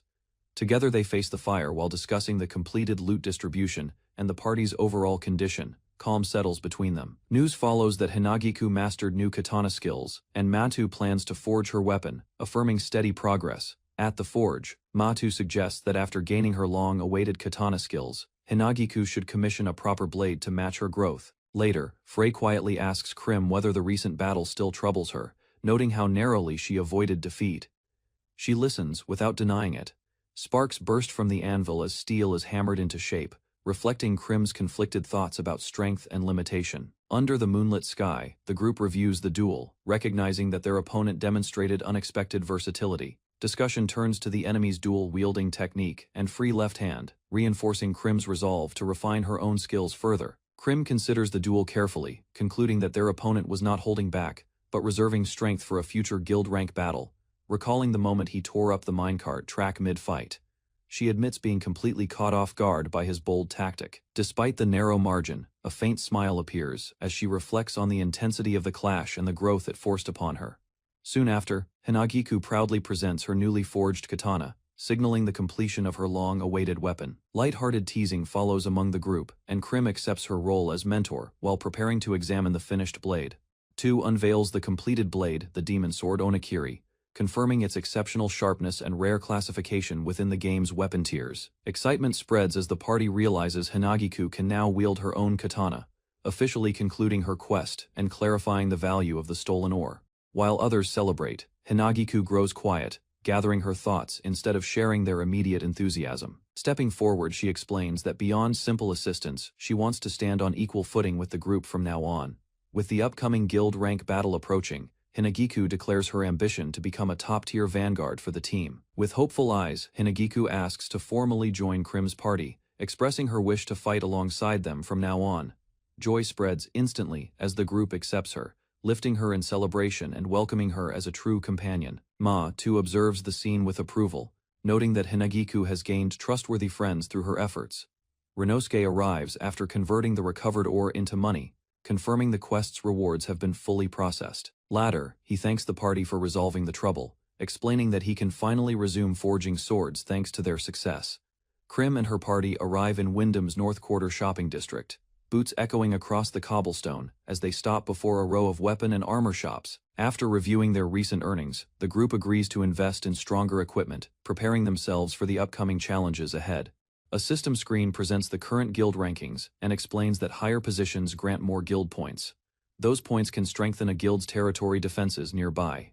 Hinagiku listens while the group discusses preparation for guild rank battles. Understanding slowly forms as she realizes why the upcoming fights matter. Research continues as the group reviews information about equipment shops across different regions. Careful planning follows the research. The group decides to travel across every town and examine each equipment set to discover the most effective gear combination. Later, everyone gathers at a table to review their efforts. The mood turns serious as the plan moves forward and the team prepares for the challenges ahead. Equipment pieces are examined carefully as the group studies how gear works. They realize that every item must work together with the rest of the set. Krim continues explaining how deep the equipment system can be. Various elements such as durability, weight reduction, elemental resistance, and set effects all influence performance. Motivation rises as the group decides to begin their equipment search immediately. Krim takes the lead while the others agree to follow the plan. Inside a large equipment shop, the group observes different armor sets displayed across the room. New outfits and gear appear in each location, while the group explores the expanding world during their search for the best equipment. After spending hours visiting shops and checking equipment, the group finally rests at an outdoor table. Exhaustion spreads among them as the long search begins to take its toll. Krim explains that gathering information comes first. Without knowing enough about the available equipment, building the right setup would be impossible. Loadouts for all 4 members are finally prepared, combining parts from several equipment sets to maximize each character's strengths. The group appears wearing their new gear combinations. Each outfit looks strange and mismatched, yet the builds are perfectly optimized for the current combat meta. Surrounded by curious stares, the team begins to realize how noticeable their optimized outfits have become. Group walks through town wearing their newly optimized equipment. The strange combination of armor and accessories immediately draws attention. They enter a shop to continue their preparations. While gathering recovery items and supplies, the team focuses on practical needs before future battles. After finishing their purchases, one member suggests taking a short break. The long preparation process has already exhausted everyone, making rest a reasonable choice. Later, the group decides to adjust their appearance back to something less shocking, feeling sympathy for the NPCs and other players they startled. During the discussion, someone mentions a method that allows players to change appearance without affecting equipment stats. While walking through the town, the group discovers a shop that offers appearance customization through special avatar equipment. The team approaches the shop together. Although some members remain hesitant, the group agrees to try the service quickly and resolve their appearance problem. Krim shows little interest in how the outfits look and casually leaves the decision to Frey. Hearing this, Frey eagerly takes responsibility for choosing the new appearances. Moments later, Frey enthusiastically begins trying different avatar outfits on the others. New costumes appear one after another, as the group struggles to keep up with the rapid changes. The situation soon becomes chaotic, as Frey continues experimenting with more designs. Inside the avatar shop, Frey eagerly examines the available costume displays. Various outfits promise to change appearance without altering equipment stats. Several options are presented, and the decision process moves faster than the others expected, leaving some of them surprised by how confidently Frey takes control. Selection becomes overwhelming, yet the process continues as she enthusiastically finalizes each member's avatar style.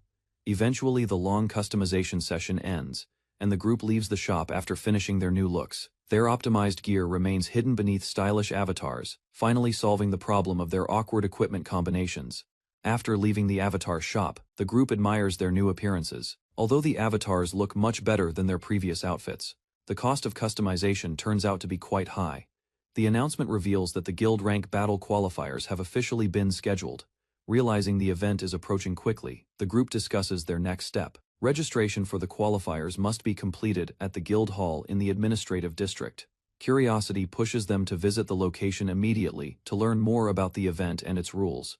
Upon arriving, they find the area packed with players. Crowds gather around the guild hall as everyone rushes to register for the upcoming battle tournament. 2 different queues are explained: an open queue, where players are randomly matched, and a competitive queue where guilds of similar rank fight each other. Further details reveal that the event will continue until only one guild remains. The battle will function like a large-scale elimination match. While observing the crowd, the group notices several well-known and powerful guilds gathering near the hall. More strong guilds continue arriving, confirming that the qualifiers will be extremely competitive. After considering the situation, Krim decides not to waste time watching the crowd. Instead, the team agrees to focus on finding their final guild member before the event begins. Krim's group prepares a recruitment poster to search for their final guild member. After posting the notice, the group walks through the city and considers other ways to recruit players. Finding a capable teammate proves more difficult than expected.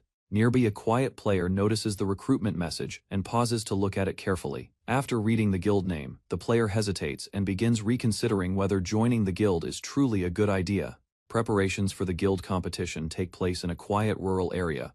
The event requires teams to pass the preliminary stage before reaching the top rankings.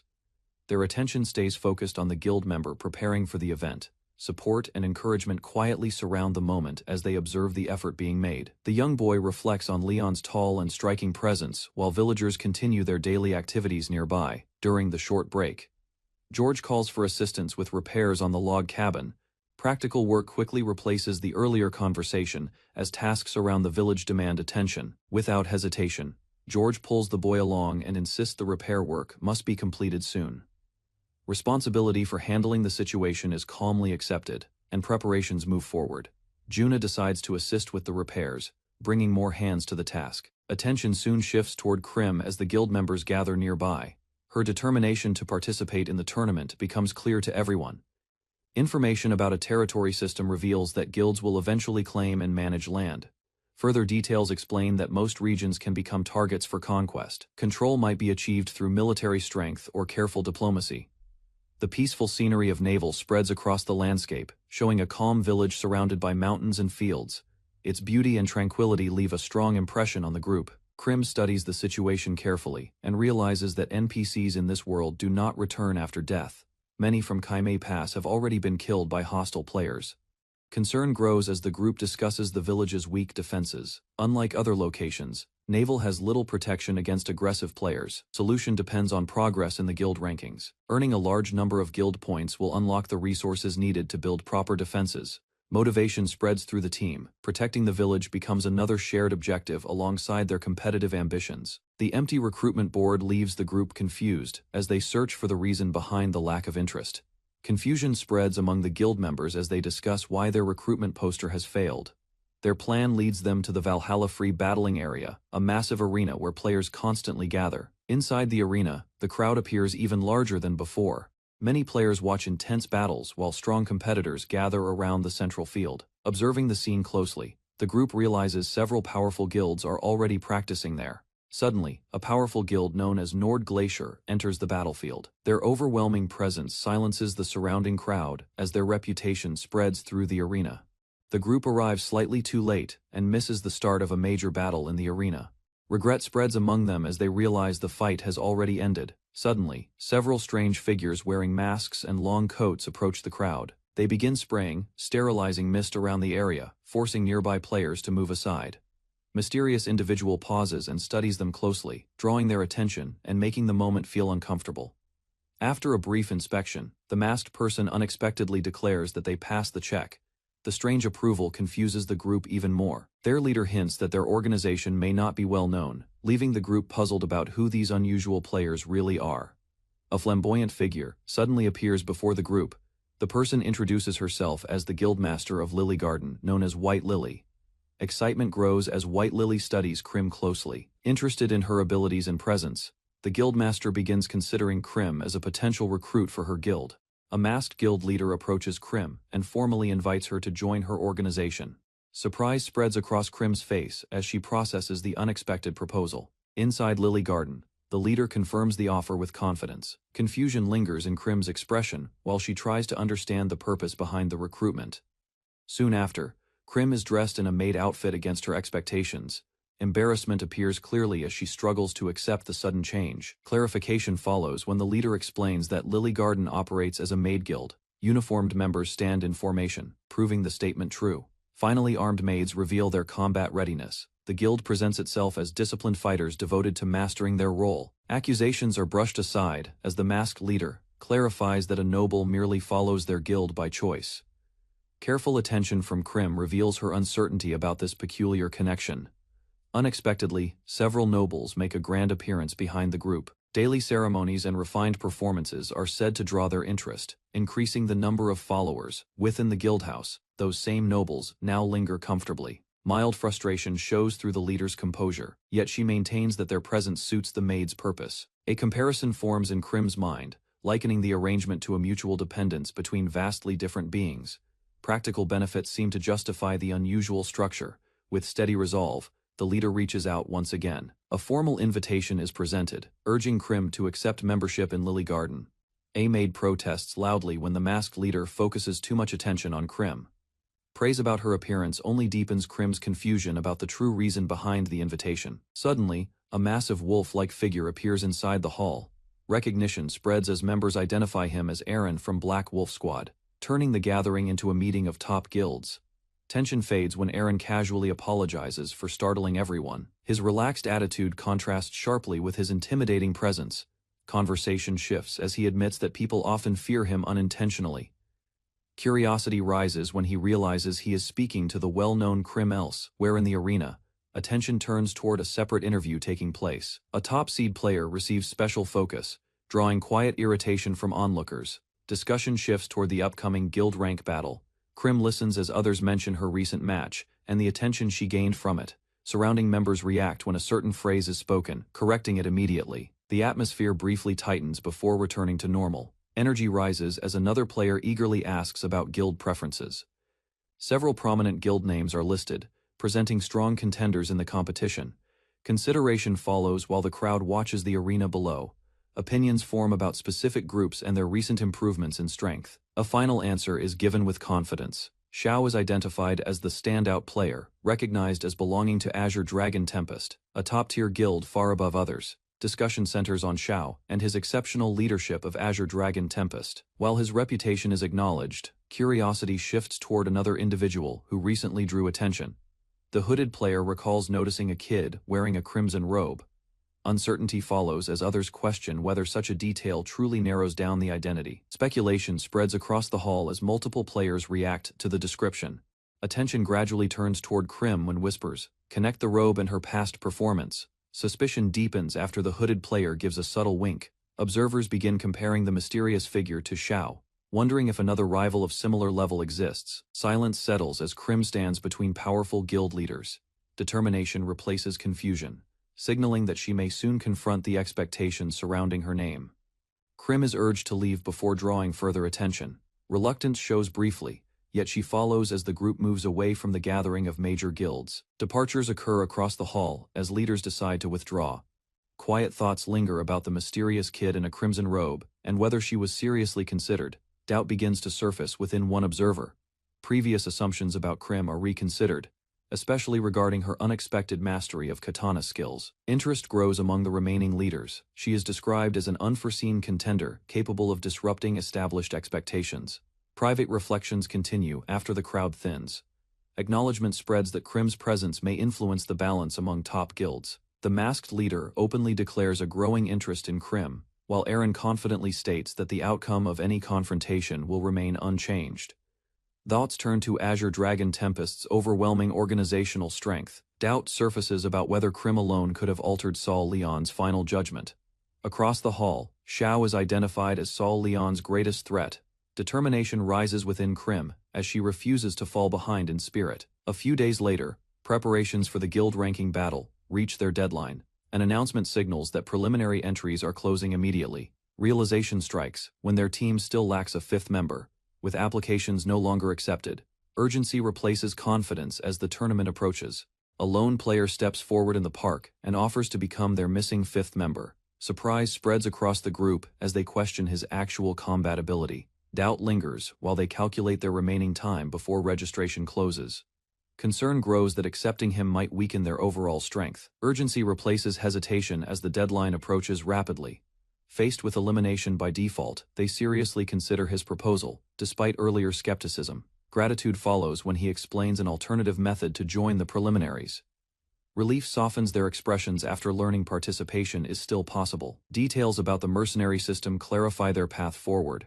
With this solution, the team regains hope and prepares to enter the guild ranking battle. Understanding the mercenary system brings relief to the group. The newcomer offers assistance and hints that he can introduce reliable support, if necessary. Recognition passes between him and one member, suggesting a shared history. Despite that connection, the team decides they can proceed without outside help for now. Confidence grows as he assures them he can contribute properly this time. Attention then shifts toward forming a workable strategy for the preliminaries. Impatience replaces lengthy planning when they agree to adapt through experience. Determination shows clearly as they choose to secure a quick opening match. Moments later, the battlefield activates before them. With resolve set and roles understood, the team steps forward as the guild ranking battle officially begins. The team is transported into a dense jungle map instead of a standard arena. Realization spreads that this battle focuses on search and destroy with no respawns. Information about randomly generated terrain forces them to reconsider their approach.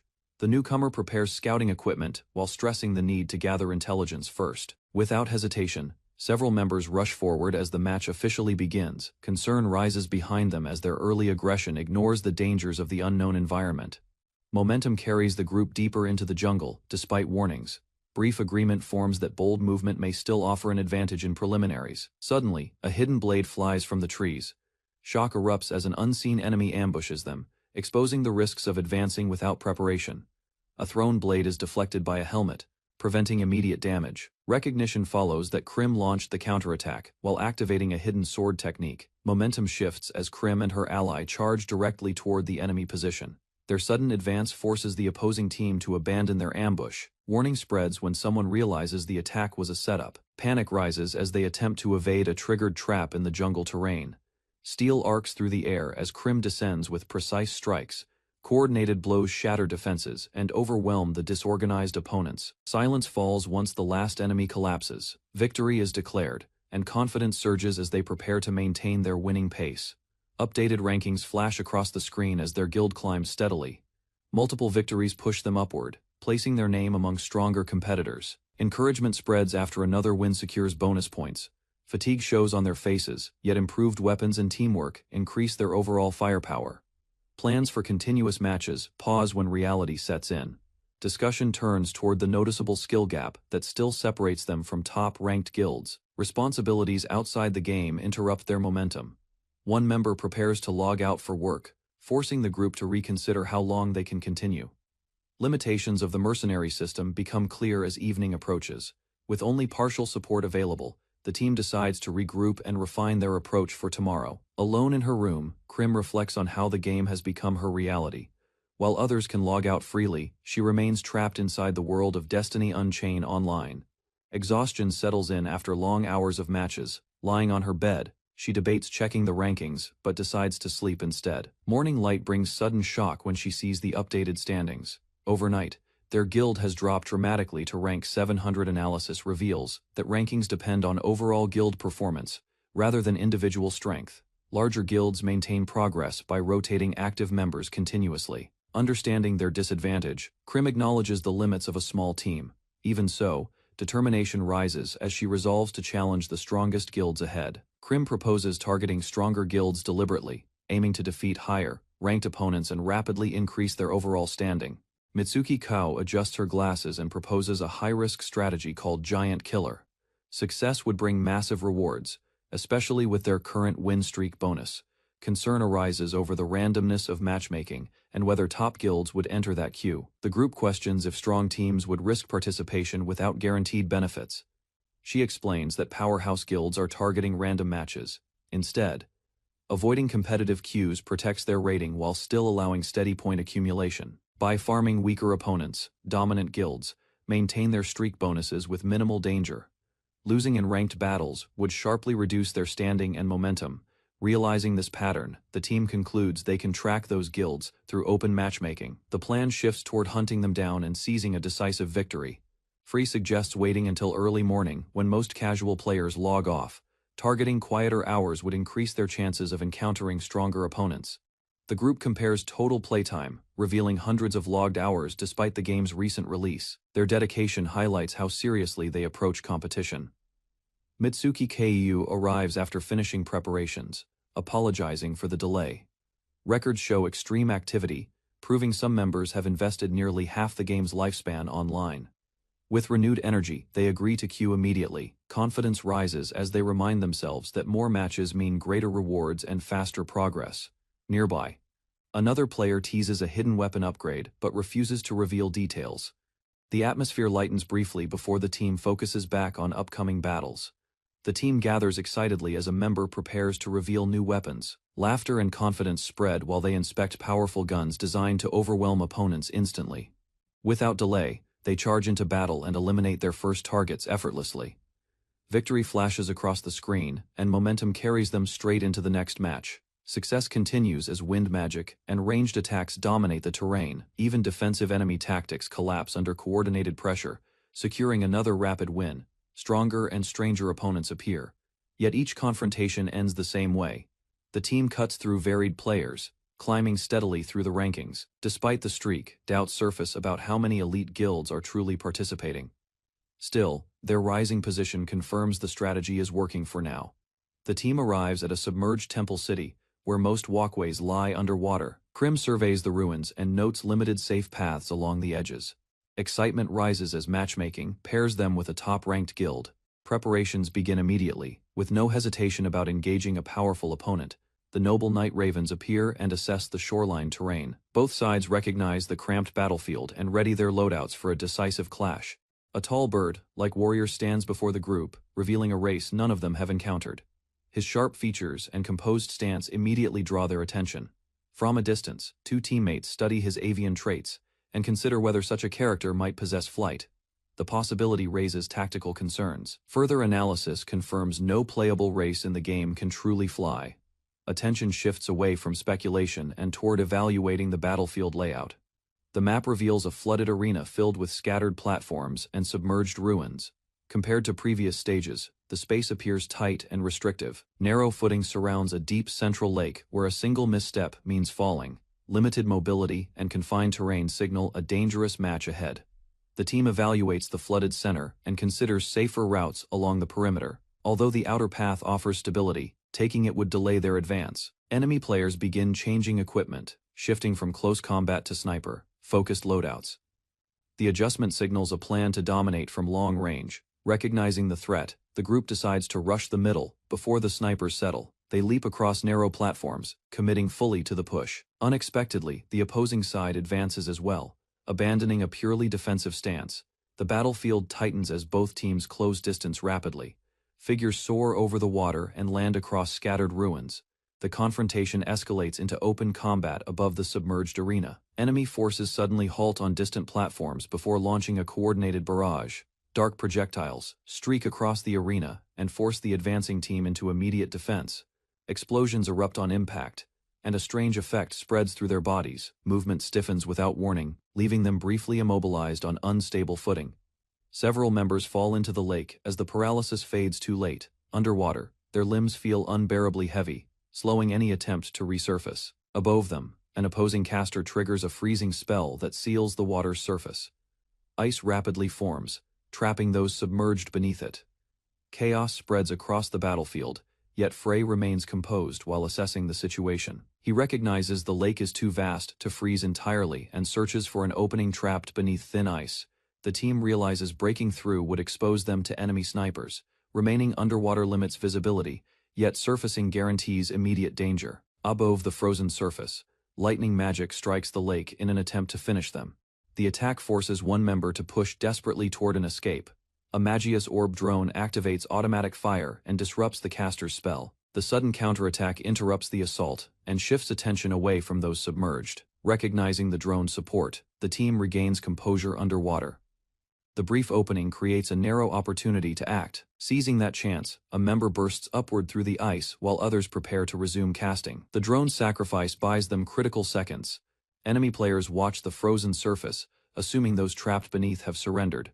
Orders spread to eliminate anyone who resurfaces. Suddenly, a figure bursts from the water and races across the slick ice. Speed and surprise disrupt the enemy's expectations. Creating distance from her allies, she heads toward the outer edge to draw attention. Opponents quickly recognize her independent movement. Projectiles rain down as snipers attempt to shoot her mid-dash. Despite the slippery terrain, she continues advancing along the perimeter. Leaping high, she unleashes a powerful strike that carves through the battlefield. The attack shifts pressure back onto the opposing side. Her strike stabilizes a crumbling pillar, creating safer footing across the ice. Opponents realize too late that her real objective is protecting teammates still trapped underwater. Mitsuki-ko runs across the elevated path as enemies prepare a coordinated strike, while a blonde-haired woman signals pursuit from behind the trees. Determination sharpens Mitsuki's focus as she plans to divert attention, noticing multiple attackers positioning both ahead and above her path. A swift evasive maneuver carries her along the curved structure, narrowly avoiding incoming shots while preparing to counter threats descending from above. Projectiles streak downward in tight formation, tracking her movement through the open sky as their paths converge rapidly toward her position. Explosions erupt violently across the bridge, covering the area in debris while enemies assume the relentless assault has finally succeeded. Mitsuki-ko slips beneath the bridge as explosions strike above, using the structure as cover while the blonde-haired woman observes her unexpected survival. Shock spreads among the attackers as they realize her skill surpasses expectations, yet they continue firing relentlessly despite the growing confusion.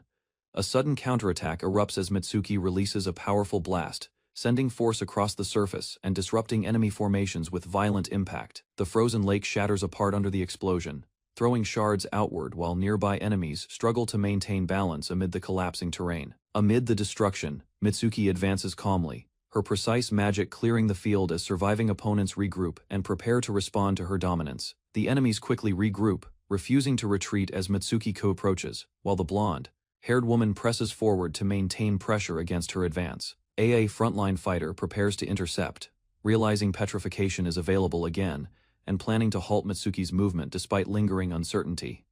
Mitsuki studies their reactions closely, masking her unease while recognizing their reliance on sound, base tactics and anticipating their next move. A calculated shift occurs as she abandons petrification, gripping her weapon instead, and committing to a direct combat approach.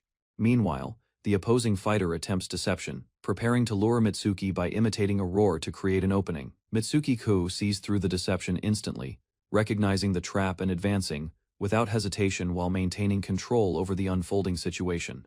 Her opponents commit fully, believing her vulnerable as they force her to cover her ears, assuming her ability leaves her defenseless. A sudden shift breaks their expectations as Mitsuki strikes downward, using precise movement to overpower the nearest attacker with overwhelming force. Momentum continues as she follows through, countering attacks effortlessly while maintaining awareness, leaving her enemies unable to react effectively. The battlefield falls silent as her dominance becomes undeniable, confirming her identity as the feared crimson-robed figure among the surviving opponents.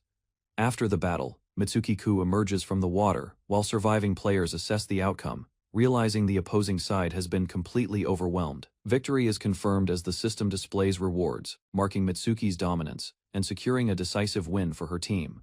Teammates react with excitement upon checking rankings, recognizing a significant rise due to their performance and accumulated bonuses. The group gathers with renewed confidence, united by their strategy, and determined to push further through the competition. Meanwhile, spectators discuss the match online, focusing on the mysterious crimson-robed figure, whose presence continues to draw attention. Online discussions spread rapidly after the match, as players debate the identity of the crimson-robed figure and question the truth behind the mysterious fighter. Elsewhere, observers analyze recent events, noting the growing attention surrounding the headhunting knight and the uncertainty about their true identity. A veteran player reviews past records, confirming the figure's absence from other games and reinforcing the mystery surrounding their sudden appearance. Speculation continues as theories form about hidden identities, suggesting the possibility of concealment through armor within the virtual world. Meanwhile, others dismiss the idea of capture, acknowledging the overwhelming strength displayed and recognizing the figure as far beyond ordinary opponents. Rumors intensify as players analyze abilities, questioning whether hidden mechanics or rare skills could explain the Crimson Fighter's unusual combat style. New footage spreads quickly, showing Mitsuki-ko evading attacks with precision, strengthening claims that her movements resemble those of a skilled headhunter. Doubts begin to rise as conflicting reports appear, with some accusing her of ruthless actions while others question the reliability of those claims. Edited images and speculation further distort her reputation, creating divided opinions about her true methods and intentions within the game. Amid the debate, experienced players remain focused on rankings, dismissing the rumors as they concentrate on stronger teams dominating the competition. Players reflect on recent matches, realizing top guilds held back their strength, while focusing only on later stages of the competition. Attention shifts as news spreads that the strongest monster raid boss has been defeated for the first time, shocking the community. Records confirm the rare victory, showing only a single clear in a distant area, leaving most players unaware of its location. Speculation grows rapidly as discussions question how such a powerful boss was cleared so early, with no clear explanation emerging. Amid uncertainty, groups celebrate progression, while curiosity deepens about the unknown player responsible for the unprecedented achievement. After the intense matches, Mitsuki-ko's group relaxes together, relieved the battles ended at a manageable time while enjoying a brief moment of peace. The atmosphere lightens as players reflect on the day, noticing the general mood shifting toward celebration, despite some teams failing to advance. Rankings are reviewed carefully, confirming their guild secured a qualifying position with a safe margin above the cutoff point. Attention turns to upcoming rounds, as participants analyze competitors and narrow point differences that could affect future outcomes. Elsewhere, other teams recover from exhaustion, acknowledging results while preparing themselves for the challenges awaiting in the next stage. A high-ranking guild celebrates their strong placement, satisfied that their efforts secured a top position in the preliminary stage. Leaderboard results highlight overwhelming gaps between top guilds and others, revealing a clear difference in overall strength and performance.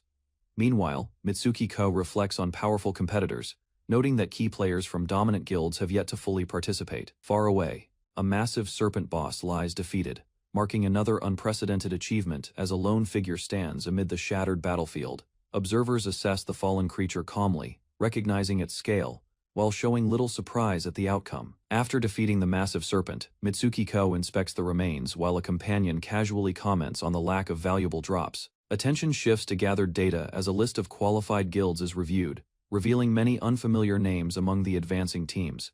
Curiosity grows as notable groups are identified, prompting interest in whether certain dangerous players and their guilds have made it through. Confirmation arrives that Mitsuki's guild qualified, placing within the rankings, while others react with mixed surprise and intrigue. Focus turns toward the finals, where rivals anticipate facing her, even as rumors question another powerful player's absence during qualifiers. Discussion continues in a quiet setting as players consider future expansions, noting that greater opportunities will open once the next phase begins. Elsewhere, a figure calls out across the night, locating a companion and preparing to deliver important updates following recent events. Inside a calm room, the report begins as the listener acknowledges the completed qualifiers and shifts focus toward additional matters. Information reveals a guild leader's removal after secret actions were exposed, confirming internal changes executed as planned. With obstacles cleared, new alliances are proposed, signaling strategic cooperation as preparations for the finals. quietly advance. Discussion centers on Tokai Corp, as players evaluate its production strength and influence compared to leading guilds, dominating current rankings. Inside, a quiet hall, plans develop as progress brings access to better equipment, while attention shifts toward Mitsuki Ko's continued advancement. Consideration turns toward her potential, with acknowledgement that she could reach the finals, raising the question of possible intervention. A calm decision forms as intentions remain concealed, focusing on subtle support while anticipation builds for the next stage of competition. Two guild members stare at the ranking board in disbelief. Shock spreads across their faces as they notice a familiar name missing from the qualifying list. Inside the newly built guild entrance, attention shifts to the standings. The Noble Knight Ravens are confirmed eliminated in the preliminaries, leaving the others confused by the unexpected result.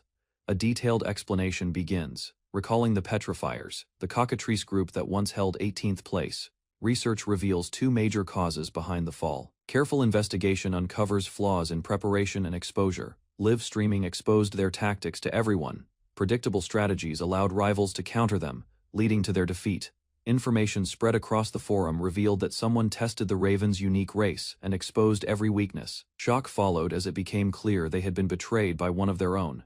Speculation grew about overlapping traits among unique races and the risks they carried.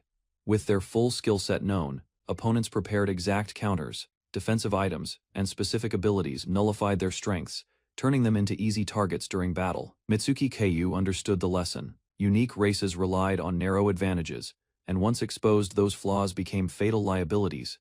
Determined to avoid the same fate, she resolved that their guild would study both personal limits and team weaknesses, preparing strategies before entering the playoffs. After discussing preparations, the group gathered inside the guild house. Plans were made for training and recruitment before the playoffs began. Checking the mercenary board revealed strict rules. Mercenaries could not be hired for playoffs, forcing teams to recruit individuals based on preliminary rankings. Instead, while others focused on strategy, one member quietly questioned her own ability. Doubt surfaced as she wondered whether she truly belonged in competitive battles. Admitting she lacked initiative, she struggled with whether player versus player combat suited her at all. Mitsuki Ku listened carefully and reminded her that everyone approaches the game differently. Even so, standing alone could be difficult without confidence and direction. She reflected on how difficult real life could be for young people. Managing money, safety, and relationships required constant effort, even when support existed. Games offered something different. Within those worlds, players could adventure freely, meet others with shared goals, and avoid many real dangers. Rows of titles represented carefully crafted universes built by adults. Through them, creators conveyed ideas, values, and quiet encouragement to those who entered. Understanding this, she looked toward the sky and gripped the table, embarrassed by her own intensity, yet sincere in her belief. Her thoughts were received warmly.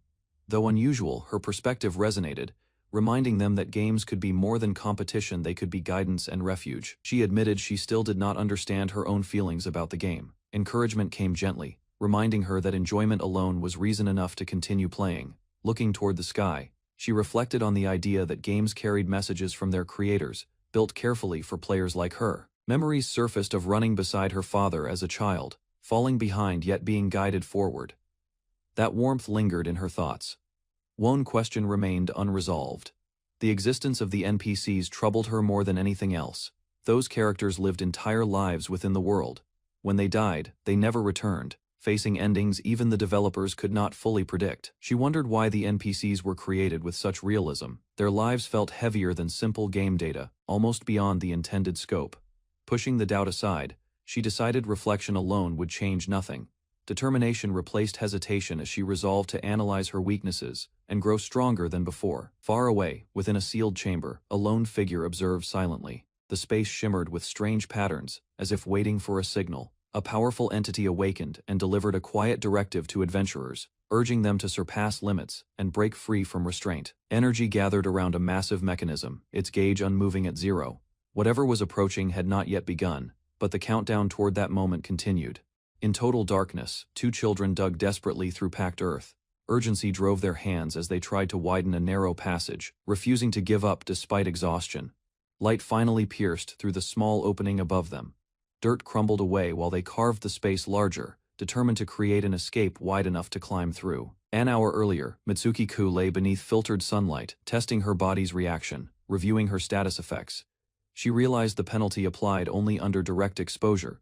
Standing fully within a beam of sunlight, she measured the risk. Even surrounded by light, the effect remained inactive, confirming another detail she needed for the playoffs. Mitsuki-ko analyzed the system behind her sunlight weakness. She concluded the game prevented constant fluctuation by ignoring minor environmental shifts. Careful reasoning led her to compare it to rubber banding. If every flicker of light triggered penalties, movement would become unstable and impractical. Standing beneath partial cover, she identified that her current position counted as shadow. Confidence grew as she prepared to test the boundary further. Stepping fully into open light, the debuff finally activated. The system confirmed her condition as sunlight exposure reduced her performance. Clouds softened the effect, lowering her stats by only 4%. However, she understood that direct, unobstructed sunlight would likely cause a far greater penalty. Under intense sunlight, Mitsuki-ko confirmed the penalty rising to 12%. Her body felt heavier, as muscle strength steadily declined. Determined to measure the limit, she moved deeper into the open desert, heat pressed down while the brightness intensified around her. Soon her condition worsened dramatically. Strength drained from her limbs, forcing her to admit the exposure was overwhelming. System indicators displayed the maximum 20% debuff. Alongside the stat reduction, an unusual fatigue effect compounded the weakness. George quickly pulled her into the shade of a nearby rock. Resting against the stone, she reviewed the results and concluded she finally understood the full extent of her vulnerability. Testing continued around scattered rocks in the desert. Small patches of shade were ignored by the system, while larger shadows reduced the penalty, though sunlight still caused a 6% drop. Recognizing the flaw, Mitsuki-ko accepted that this weakness would become a serious obstacle during the playoffs. She reflected on the balance between races.